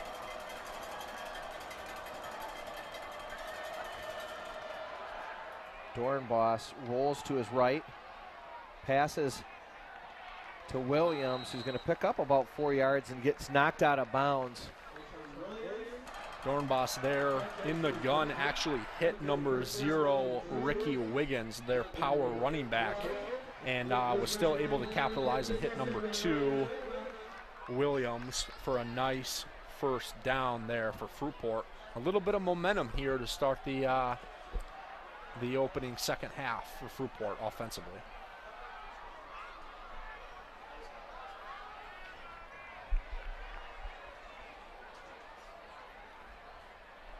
Dornbos to Wiggins, up the middle, and a gain of 4. Wiggins, the junior, Plays a little D-line, plays a little bit of that fullback position, and he's had some success tonight. He's had some success, definitely a thumper. Number 0, Ricky Wiggins there. Number 5, Caden Beardsley there on a motion, kind of a fake there by Dornbos, and yeah, up the middle on the dive play to number 0. 2nd and 6 here for Fruitport. Dornbos in the pistol. He's going to go up top, and he's got a receiver deep there. Did he come in bounds? And it was caught. I believe that was Canfield again. Canfield's had a big night. Canfield there on the catch, looked like number 23, Joshua Bruxford there on defense for the Maroons. Got beat deep a little bit there. Dornbos showing some composure in the pocket. A nice throw there. Canfield with a touchdown in the first half for Fruitport. Makes a big play, and Fruitport's in business, knocking on the door of the... Fruitport offensively looking good to start the second half here, trying to punch it in and get some momentum in this game on the road. And Dornbos is going to go right back to Canfield, who catches it. And they're going to call it a touchdown, and there's a penalty. Penalty's going to be on the Maroons. That score is going to count.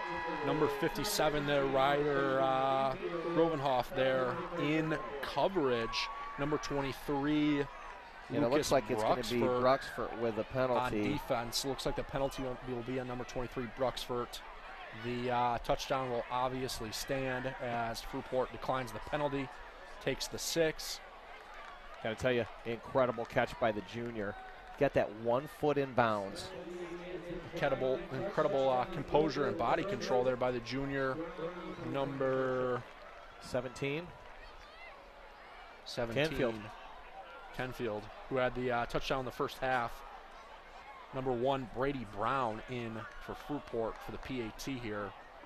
Trying to add an extra point of momentum here for Fruitport to open the second half here at Holland Christian Stadium. The kick up and good. So it cuts the lead to 15. Holland Christian up 36-21. This isn't the type of start that Abinger and the Maroons wanted to see. Not the type of start you at all want to see if you're Abinger for the defense there for Holland Christian. Number 17, Bobby Canfield, with quite a bit of height there on 23, Lucas Bruxford. A little bit of a mismatch there offensively for Fruitport, throwing some 50-50 balls deep. Dornbos with a couple great passes to open the second half. He's looking cool, calm, and collected there in the pocket. Maroons here to receive the kickoff. Number 2, Meta Hoekstra back deep alongside number 7, Ethan Abinger, both offensive stars for the Maroons and both seniors here for the Maroons. So we're going to get a chance to see the Maroons for the first time in the second half, and we're going to see how they respond to what was an impressive first possession for the Fruitport Trojans. But hey, it's homecoming night. The Maroons will not be thwarted. Homecoming night, up 15 here for the Maroons. Number 1, Brady Brown to kick off for Fruitport. As I said, Meta Hoekstra and Abinger back deep for the Maroons.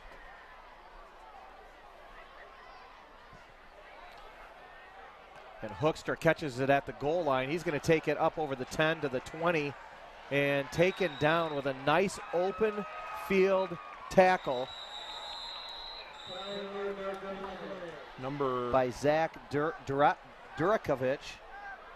Zach is a junior. We got a penalty flag down on the field.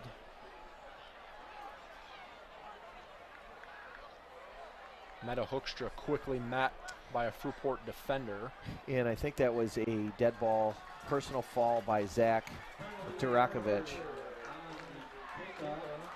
And that will give the Maroons. Unsportsmanlike conduct on number 81 from Fruitport. Looked like he stood up and flexed over Meta after the hit there on the kickoff. The Maroons will open the second half offensively here with Eli Boyce in the gun and Meta Hoekstra next to him. Boyce gives it to Hoekstra, who's bottled up immediately by a wall of Fruitport defenders. They weren't surprised by that play. Hoekstra In the bottled first half, up Holland there. Christian had some success with that handoff to the right for Hoekstra. A little bit of almost like a delayed handoff there offensively for Holland Christian. Fruitport, obviously, their head coach is keying in on Meta Hoekstra because he had a great first half for the Maroons, receiving the ball and rushing the ball, met early there on that run. 2nd down and 13. Boyce in the shotgun, back to pass, and a quick look to Mitch Merheisen, who's going to take it up over the 45 to the 48, and a first down for your Holland Christian Maroons. Luke Mishmerheisen, the senior there on the reception. A nice route met by a couple Fruitport defenders, but able to pick up the first down. A little bit of momentum here for the Holland Christian Maroons offensively.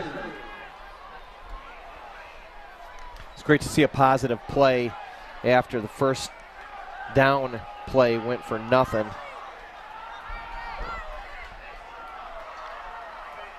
And Boyce back to pass again. He's going to look deep for Aberger. Aberger breaks open, and he catches it at the 15, down to the 5, and into the end zone. Touchdown! Aberger. Ethan Aberger with a great catch. Great route, and he finishes. Christian showing trips to the field there. It looked like a design deep ball for number 7, the senior, Ethan Aberger. Eli Boyce with a great throw, threading the needle deep. Holland Christian goes up 42-21 here at home on homecoming night. And on the replay, you're going to see an amazing pass and catch. And Aberger finishes the deal and puts the Maroons back up 42-21. And with the extra point, 43-21 with some early second half fireworks. Aberger only 2 catches and 6 yards there in the first half. One of their key players offensively for the Maroons coming out early, targeting him on that deep ball. And Eli Boyce was able to execute for the Maroons for the touchdown. Holland Christian lining up here to kick off.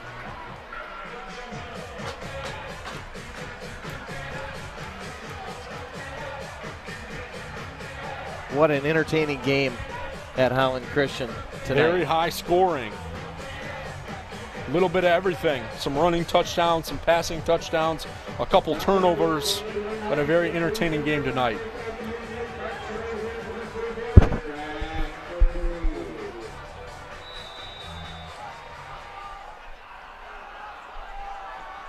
And Van Heist kicks it deep. Williams will take it at the 10, up over the 20, finds a seam. Nifty running there all the way over the 30 to the 33, and Fruitport will start their second possession of the second half in decent field position. Williams not only showcasing a little bit of the speed there on that return, but also broke a couple tackles, showing his strength, keeping his legs churning on that return for Fruitport. Fruitport obviously giving up the touchdown deep to Ethan Aberger. Coach Nate Smith is trying to get the offense dialed in here and keep this a close game here on the road.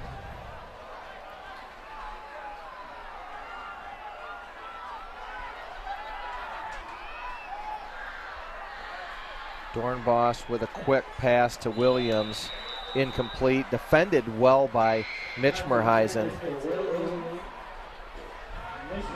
Mishmerheisen almost looked as if he let number 2 Williams get open just to mess with him and then come behind him and swat the ball down with that length that he's got. A great play defensively by number 12 Luke Mishmerheisen for the Maroons.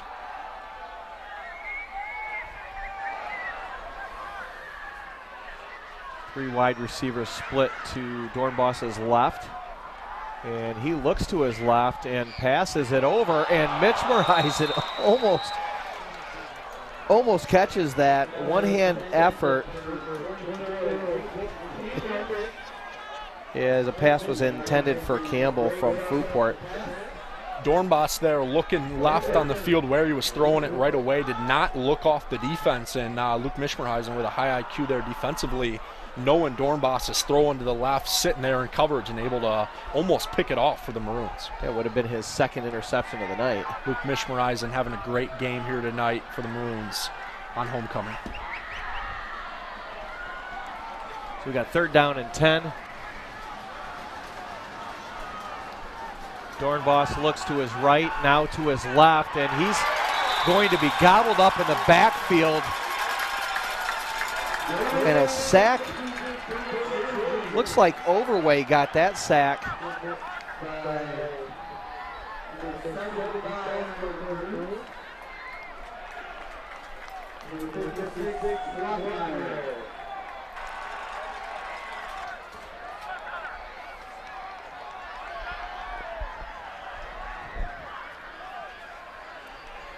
Maroons D-line, they're starting to get a little bit of pressure on Dornbos. I believe that was our first sack of the night.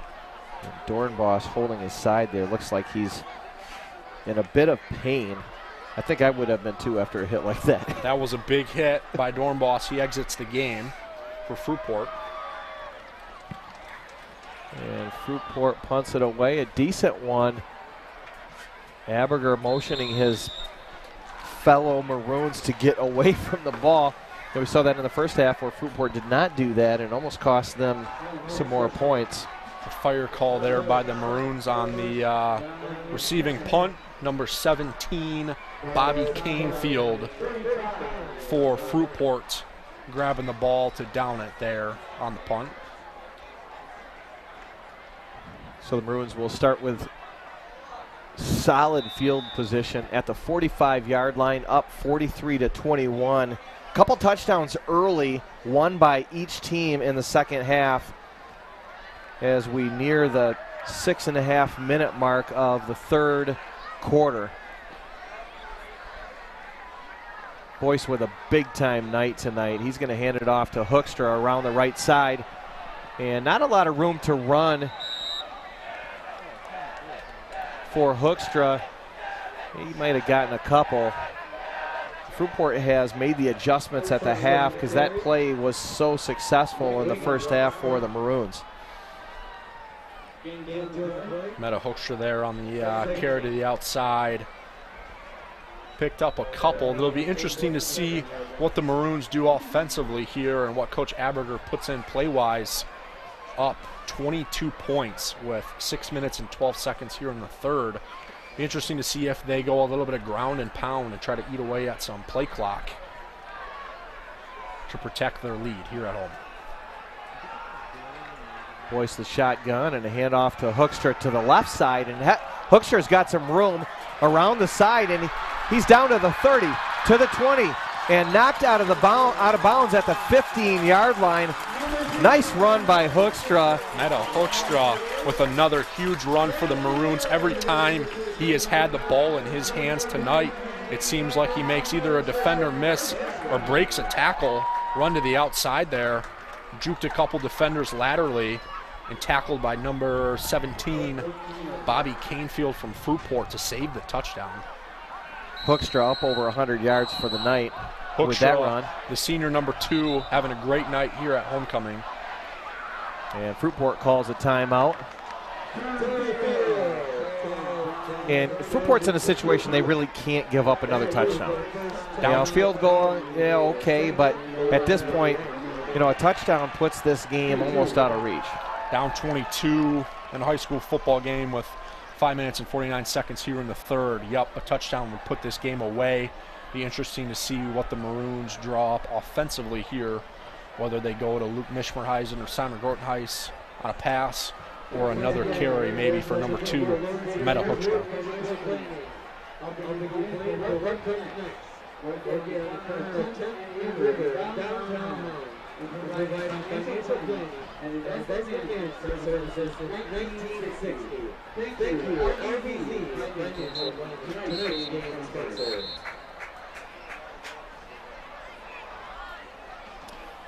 Playoffs start this year in Michigan on October 27. Districts both the 27th and then November 4. We had talked in the first half about the finals being on November 25th and 26th. And we talked briefly about the significance of that. Historically, the state finals have been on the Friday and Saturday after Thanksgiving. This year, and they're always at Ford Field, right? Ford Field, where the Lions play. Yep, this year they're on Saturday and Sunday. We'll give you kind of the reason behind that here after the Maroons run the play. Boyce with a handoff. And Brower takes it, gets a couple of yards.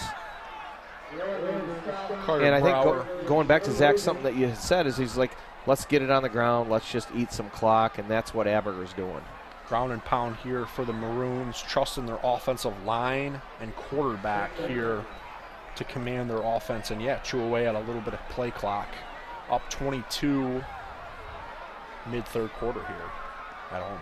So Michigan State, Penn State football at Ford Field this year has caused the MHSAA to have to move the state finals to Saturday and Sunday. Michigan State playing Penn State on that Friday night after Thanksgiving. And Hoekstra fakes the handoff, and Boyce keeps it. And Boyce on the keeper, tackled by number 44, Easton Fett, the linebacker for Fruitport. Boyce able to get back to the original line of scrimmage, but it does bring up a 3rd down and 8. Yeah, so a lot of conversation on this one, Zach. Michigan State, Penn State, that Friday. You got the state finals. What does that mean with games that are moved to Sunday? Michigan State, Penn State, obviously the TV deal probably was a big factor of that. And Boyce in the shotgun, 3 receivers to his left. He looks left and doesn't find a receiver. He's going to run, and it appears he's going to run down to get the 1st down inside the 5, all the way down to the 3-yard line. And I think he's going to give him a 1st down, 1st and goal. Boyce there rolling to his left, unable to find a Maroons receiver open downfield. Like we talked about in the first half, definitely a dual threat quarterback for the Maroons, showcasing some athleticism and speed with the run there. All right, Carter Brower checks in for Hoekstra, and he will join Boyce in the backfield.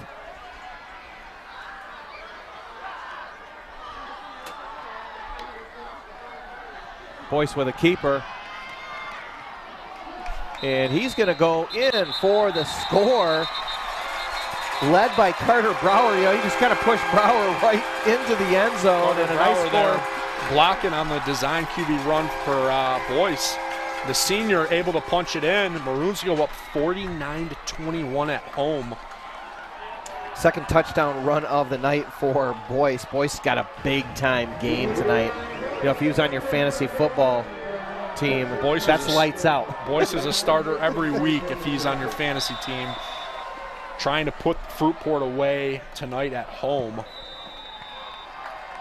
Van Heist, extra point good, and Holland Christian hits the 50-point mark on homecoming night. Holland Christian's offense firing on all cylinders tonight at home on homecoming. 50 points. Fruitport 21 will receive the kick here, trying to probably score quick and stay in this game. Holland Christian, as we mentioned, offensively is probably going to pound the rock and try to chew a little bit of play clock here in the second half and put this one away for the packed house we got tonight. 50-21, Holland Christian up. And we're not even in the 4th quarter. Not even in the 4th quarter yet. High scoring game here. Beautiful night at Holland Christian Stadium. Number 8, Van Heist lining up for the kickoff for the Maroons. In number 2, Williams back deep for Fruitport. Williams takes it at the 5, up over the 15 to the 20 and the 30. He's got some room up over the 40, and he goes down at the 48-yard line. And you could tell this kid has some amazing potential. Sophomore, only a sophomore. Definitely has some speed showcased there in space on special teams there on the return. Maroons lucky to have tackled him and closed on that open lane there. Maroons making a couple substitutions here defensively. Number 11, Dornbos, back in the game for Fruitport.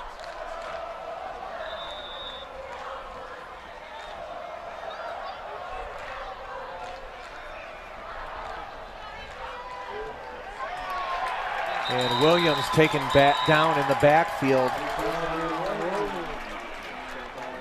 Looks like Gabriel Confara, this junior. Gabriel Confara there with a big hit in the backfield for the Maroons. He gets up and flexes his muscles as his teammates come up and celebrate with him. A lot of energy here tonight for the Maroons defense. Second time Holland Christian scored 50 points this year. They scored 58 against Holland in the first game of the season right here at Holland Christian High School. And Dornbos back to pass. Nice catch by Canfield. You know, that kid has had a really nice night, and if I'm Dornbos, I'm looking Canfield's way. Canfield just right there on the reception, goes up, jumps up in the air, and pinpoints the ball and comes down with it. Yeah, he's had a phenomenal game tonight, leading Fruitport offensively. Reminds me a little bit of Mitch Moorheisen with his size. Great ability to go get that ball. Definitely speed downfield and both 50-50 ball players for both teams. Dornbos back to pass, rolls to his right and goes back to Canfield for the first down, right at the 40-yard line. Dornbos there with a nice throw to number 17, Canfield for Fruitport, just trying to get a little bit of yardage to get the first down. They do indeed get the first down, trying to move the ball at a steady pace here, late third quarter, down 50-21 here on the road. Be interesting to see offensively if we see them take a couple shots, maybe to Canfield, to try to punch it in quick here for Fruitport. Dornbos rolls to his right. What a catch by the Maroon player, Evan Aberger. He's the junior, younger brother to Ethan, but he was out of bounds. That was a sweet catch. Evan Aberger there, the head coach's son, brother of number 7 senior Ethan Aberger, with a sweet catch. Dornbos a little bit too much on that throw for Fruitport. 2nd and 10 here for Fruitport. Dornbos over the middle to Williams, and he got caught peeking. Williams. Yeah, he saw Luke Richterink right there and peeked, and that's the thing, is you got to complete that catch. And I think he. Another great throw there by Dornbos to number 2 Williams. Williams looking upfield, thinking, oh man, I might have a touchdown if I juke a defender here. He probably wishes he had that one back. 3rd and 10 here for Fruitport.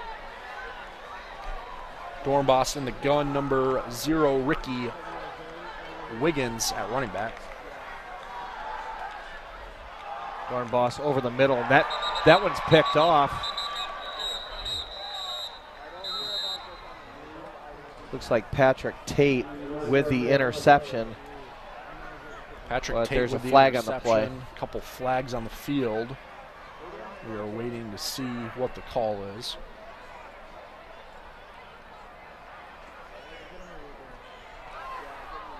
Interesting to see if Fruitport's coach, Nate Smith, has a designed hurry-up offense that they can implement down big here late third quarter. I think they might get Gravenhoff for a hold.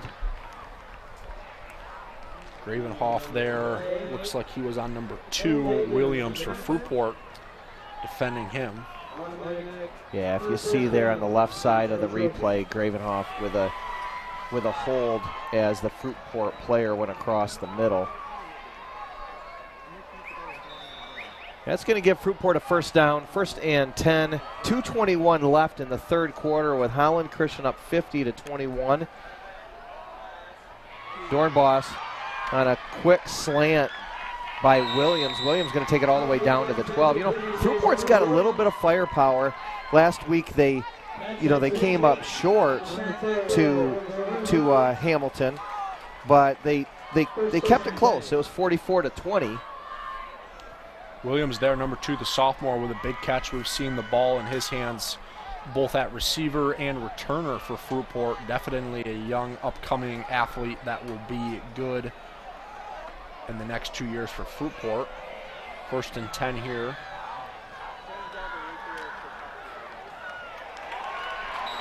Gravenhoff standing up big time as Caden Beardsley took the handoff, and he went down immediately.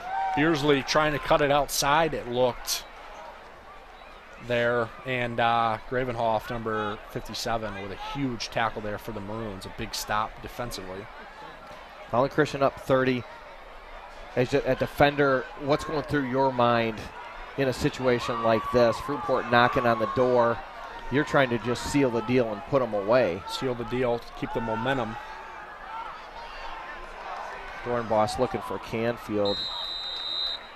I think Mayard's going to get caught with a hold as Canfield tried to break into the end zone.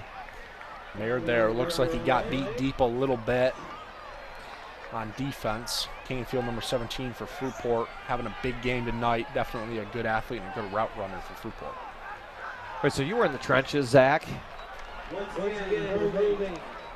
Yes, sir. Right. I played at Holland Christian in 2020. Fantastic. It's good to be back on homecoming, right? Chris Kuipers, the former coach, in the stands tonight for Holland Christian, watching as Aberger is in his first year.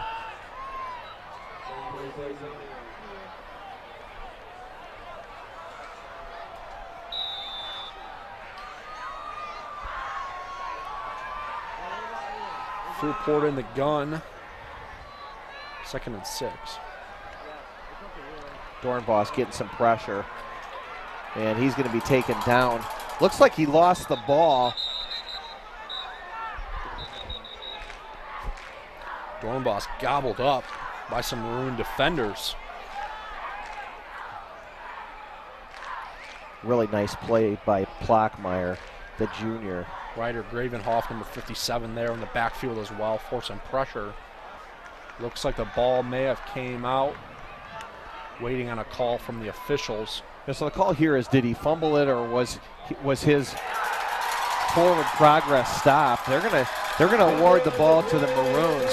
You know, if the forward progress is stopped, the play is dead. There is no fumble. In this case, the officials ruled that he was still fighting for yards, lost the ball, and Holland Christian is going to take over with a fumble recovery. Big turnover there for Fruitport, down 29 on the road.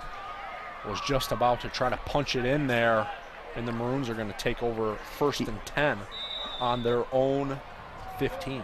You got to give credit to Plockmeyer there for that immediate hit. Plockmeyer there on a great hit, forcing the quarterback to cough it up for Fruitport. Eli Boyce will take over for the Maroons. The senior in the gun, Meta Hoekstra, to his left, number 2, on their own 15. And a little bit of a shovel pass to Aberger. He brings it out to the 20. Kid is fighting. Love the energy. Number 7, Aberger there. Yeah, keeping his legs churning on about every single time he gets the ball in his hands. Able to pick up a couple yards for the Maroons. This is a time in the game where, you know, the momentum has been there all night, but you're up 29. You could take the foot off the gas pedal, but not with the Maroons tonight. Aberger with a lot of energy. Love to see it. You got to finish these games. You know, you're up 29, but you got to finish. You got to keep the foot on the gas. Maroons taking their time offensively, spending some time in the huddle before the play, trying to eat a little bit of play clock here, up 29 at home. Boyce back to pass.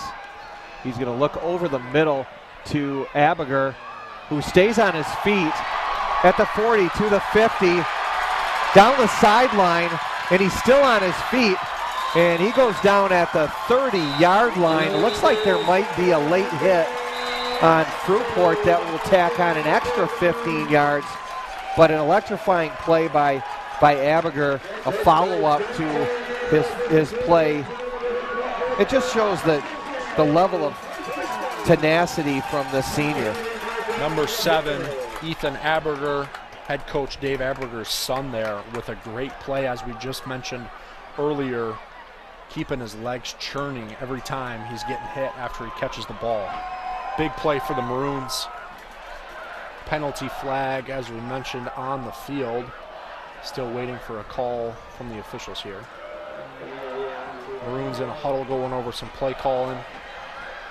Fruitport on the opposite side of the field in a huddle, trying to regroup with head coach Nate Smith, down 29 on the road.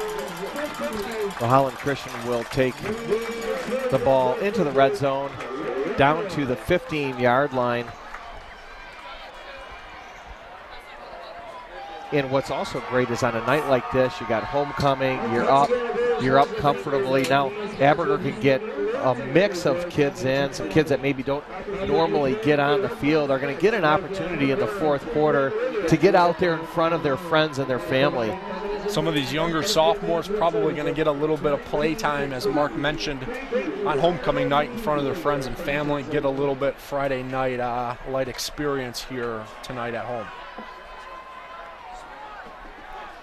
End of the third quarter here, obviously switching sides of the field. Maroons are going to take over going into their own end zone. 1st and 10, Eli Boyce in the gun. First play of the second half, or the fourth quarter, and the Holland Christian Maroons are going to score on a great run. And I didn't catch who that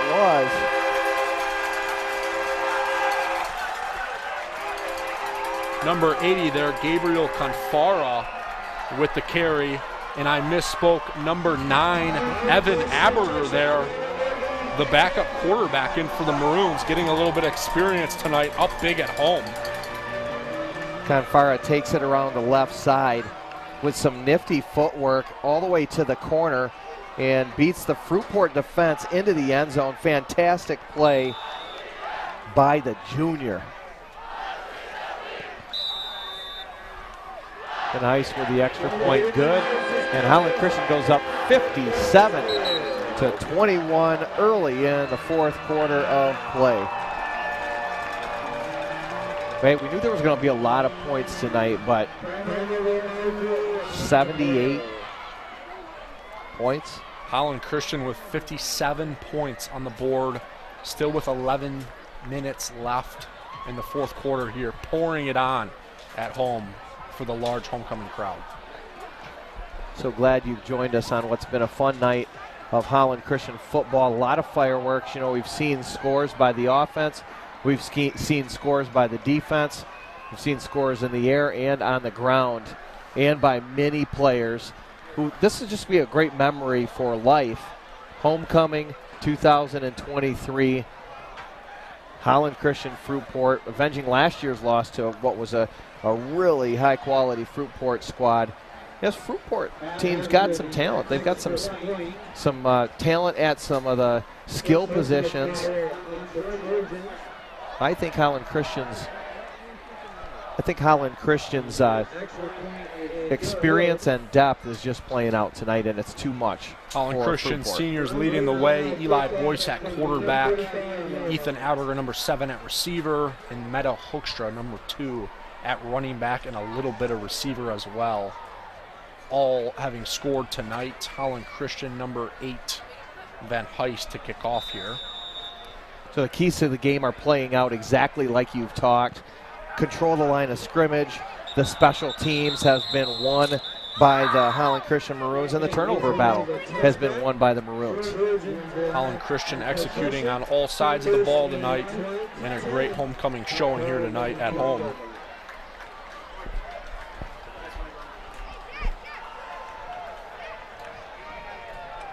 Go Maroons. Go Maroons. Hey, coming up into the booth here, fourth quarter. Love the HCLive crew. Thanks to all of the camera folks. Go Maroons. All the engineers, making it a special night on the south side of Holland. The beautiful shores of Lake Michigan. For a nice homecoming game tonight. Fruitport on offense here. Number 11, Dornbos in the gun.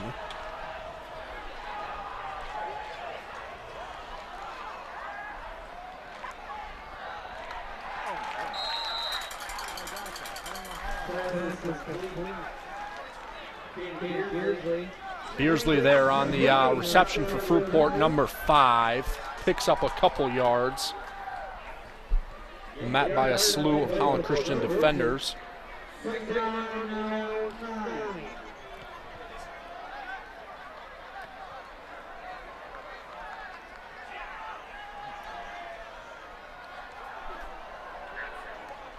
Dornbos looks to his right, and that ball is almost picked off by Holland Christian Luke Richterink. He wants that one back. Luke Richterink on a nice play positioning-wise there. Number 32 for the Maroons definitely wants that one back. Went through his hands there on the play. We got a flag down on the field. Roughing the passer call on Holland Christian will give Fruitport a first down.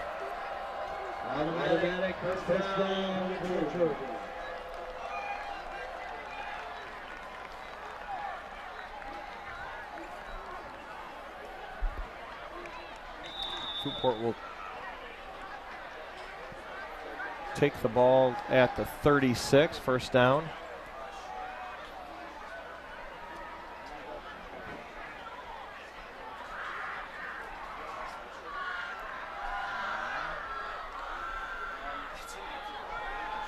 And a toss to number 5, Caden Beardsley, who carries it up. Number 20, Noah, the 45, yeah. By the Maroons with a big hit on number 5, Caden Beardsley for Fruitport. A nice run by Beardsley, though, on a little end-around toss by number 11, Dornbos. Dornbos walking a little bit slow on the field. Looks like his ankle might be dinged up a bit.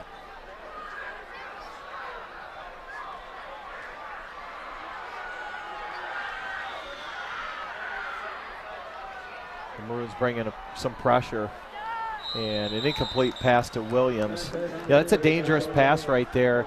You know, Dornbos threw it forward, but that's a pass that in the past you've seen it where it actually isn't an incomplete pass, it's a fumble because it's a pass backwards. Dornbos there with a little bit too much air on that throw, like Mark mentioned. Definitely a dangerous pass.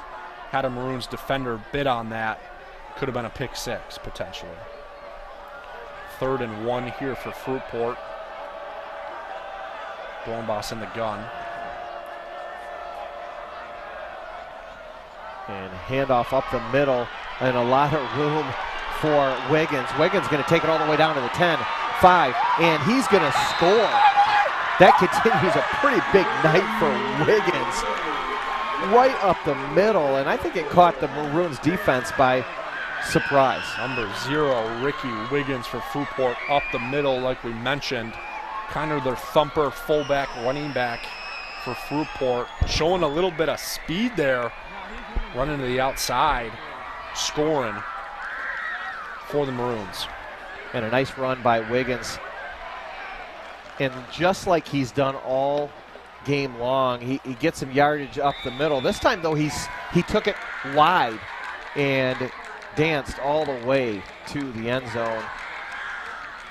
Fruitport's 4th touchdown of the night. And the extra point is no good. Holland Christian up 30. 8 minutes, 41 seconds left in the 4th quarter. We'll take a break and be back Trojans 27. as the Maroons will receive Fruitport's kickoff. Are you looking for action shots of an athlete? Aberdeen at Holland Christian Middle School through High School has events on bcophotography.smugmug.com. Shot by our in-house photographer, Brenda Brewer. We invite you to take a look at her work capturing the action and emotion of our athletes. Thank you, Brenda Brewer, Holland Christian's very own in-house photographer.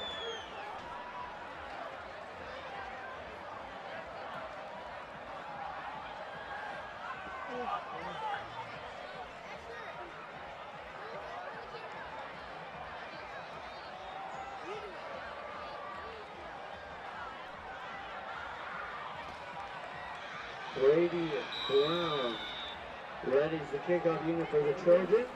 Number 2, Nella Hoekstra. Back to receive.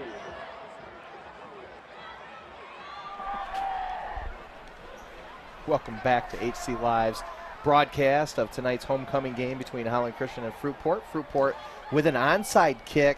Didn't fool Holland Christian at all, and Simon Grotenhuis jumps on it.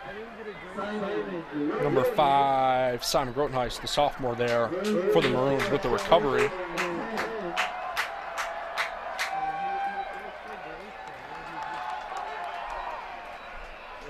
But really, there's no other options for Coach Nate Smith and the Trojans. You got to go for that onside kick. It's really your last chance to make any sort of dent into the Holland Christian lead. And we've got a new quarterback in for the Maroons. Gabriel Confara, hard to take down as he took the handoff from Evan Aberger.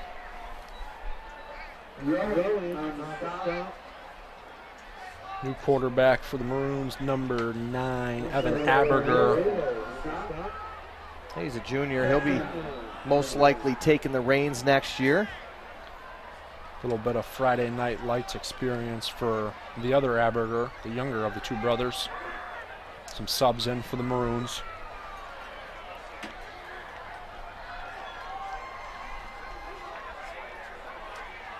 Evan back to pass. He's a lefty. Fires to his left, and he'll find his receiver, Bruxford, the junior to the junior, for a first down. You know, kind of was wondering that. Hadn't seen Aberger play quarterback yet. I saw the cast on his right hand, and I thought this ought to be interesting. Evan Aberger there. And interesting like you said, it was. Lefty, he fired it. A nice throw and a nice catch by number 23, Bruxford. Aberger in the gun. Bruxford with another catch, eludes a defender. Nice running and picks up a first down for Holland Christian inside the 30 down to the 26-yard line.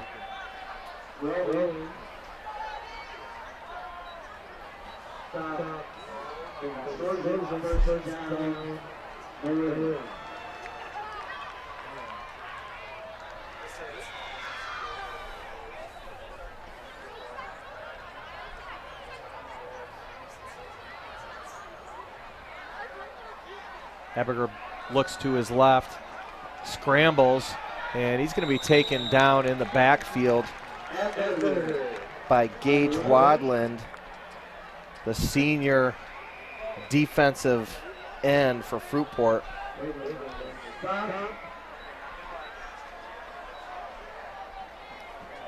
Second down and 15. On a beautiful night on the south side of Holland. Aberger back to pass, quickly to Bruxford, and he's taken down immediately as Fruitport looks to hold. Third down and 14.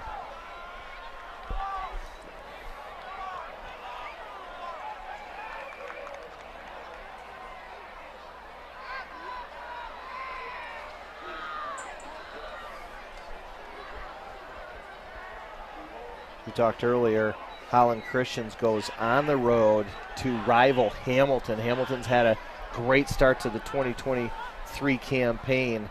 That'll be a tough out, but don't underestimate the Holland Christian Maroons offensively. They've just shown some power.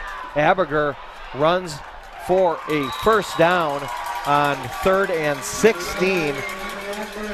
You talked about Eli Boyce being a bit of a dual threat. We're seeing the same thing out of Aberger. Number 9, Aberger there, yeah, showcasing some dual threat athleticism, kind of taking advantage of a little bit of playing time he's getting as a junior here, being ready to lead the Maroons as a senior next year.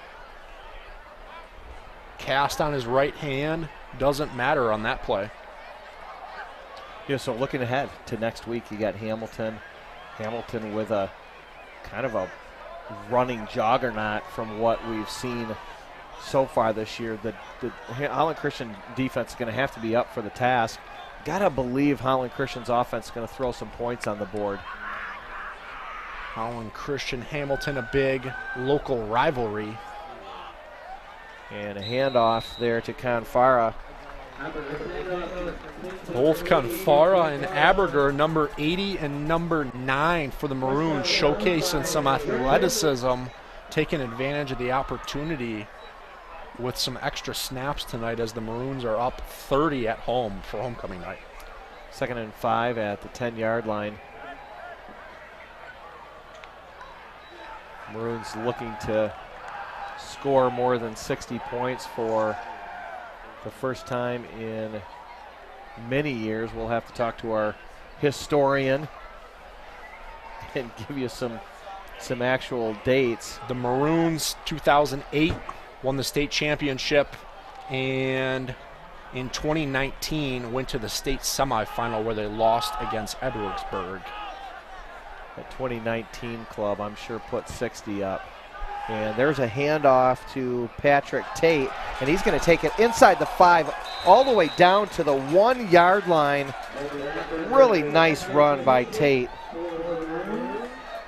Tate, number 4 there, the senior for the Maroons at running back with a nice run, showcasing some athleticism, cutability, and patience on that run. Maroons looking at 1st and goal here, up 30. Fruitport trying to get a stop defensively.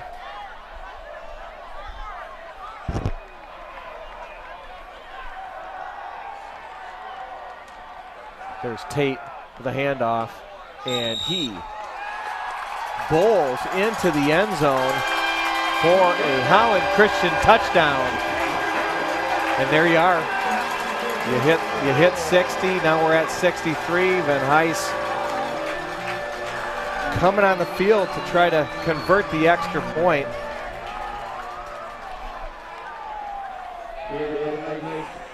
Maroons putting up 63 at home tonight. We're going to have to check our record books. Probably one of their highest offensive scoring performances in a couple seasons. Number 8, Van Heis, the highly touted kicker for the Maroons with an easy PAT. And Van Heis is only a junior. On the board, Van Heis. Van Heis only a junior, as I said, highly touted. Holland Sentinel wrote about him going to being invited to a couple recruiting camps for kickers. Kicker, Mark, I think one of the most underrated positions in all of football. As we saw Jake Moody start at Michigan last year, took over that team offensively when Michigan couldn't punch it in. Definitely a game changer for the Maroons. As the Maroons student section is jumping and the neon out. Yeah, football, you know, you talk about the kicker, you talk about, to me, this might be the ultimate team sport, Zach. And you know, what I submit to you is you got 11 players on the field. They all have a specific role, and if they don't fulfill their specific role, the whole play could implode. 100%, yep. Football definitely is a team game, and it emphasizes and shows all sorts of athleticism based on size, strength, and speed across the board. Ben Heiss here with a kickoff. Number 2, the sophomore Williams, muffs the kick return, picks it up, running to the outside, hit by a couple Maroon defenders. Looks like it was number 82, Clayton Seegers, the sophomore on the tackle. Another young Maroon that I would say is up and coming, starred at receiver and outside linebacker, Clayton Seegers, number 82, a name and number to remember in a couple years. And we're checking with our historians. I know they're going back already to, it's 2014, 2015, and at the very least, that's what they're telling me. They're continuing to look back. They'll get back with us, and hopefully we'll be able to share with you on the broadcast the last time the Maroons scored over 60 points. The run around the left side by Kalen Teeter. Teeter there, the sophomore, with a carry for Fruitport.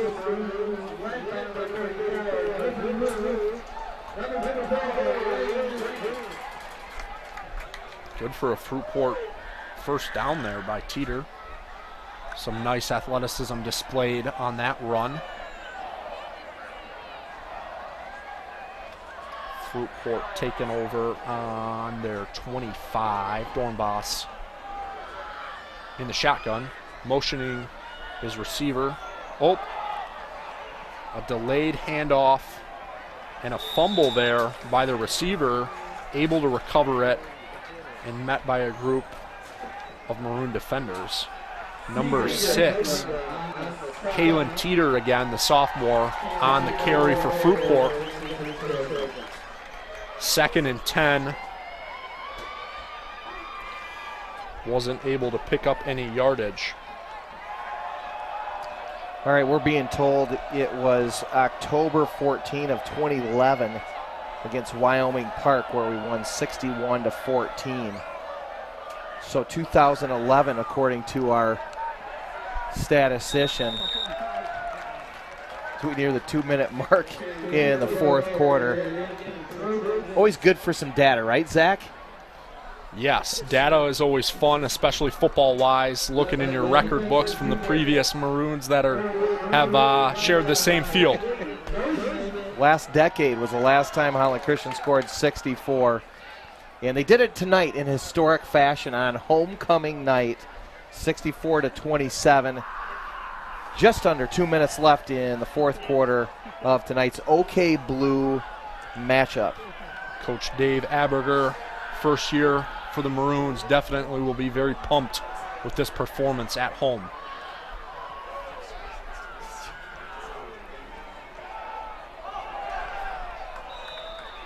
And Brady Hansen, the new quarterback for Fruitport, with an incomplete pass. Brady's a freshman.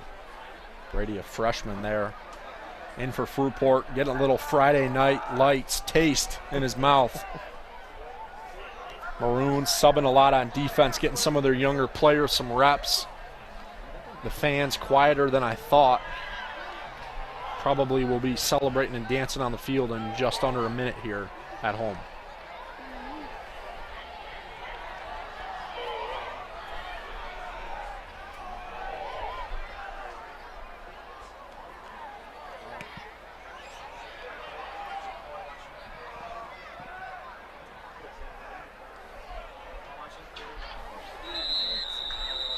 Number 24, Dayton Campbell on the punt for Fruitport.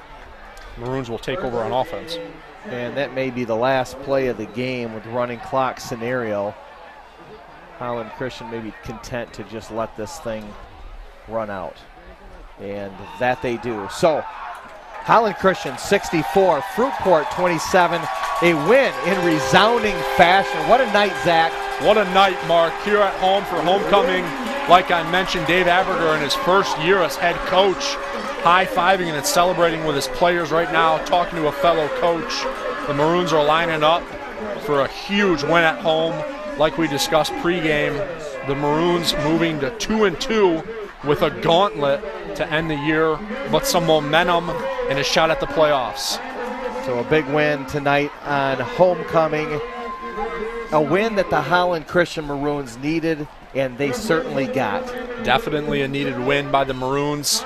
Fruitport played solid. Like we mentioned, they have some young up-and-coming receivers, running backs, and returners in skill positions, and they played good.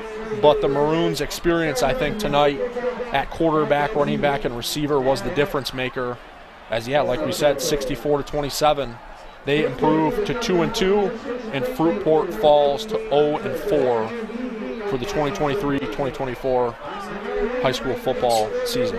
Yeah, the story tonight, Holland Christian Maroons offense was unbelievable. Unbelievable. Offensively, we talked about if they were going to try to air it out early or run the rock like they sometimes do. They did a little bit of both.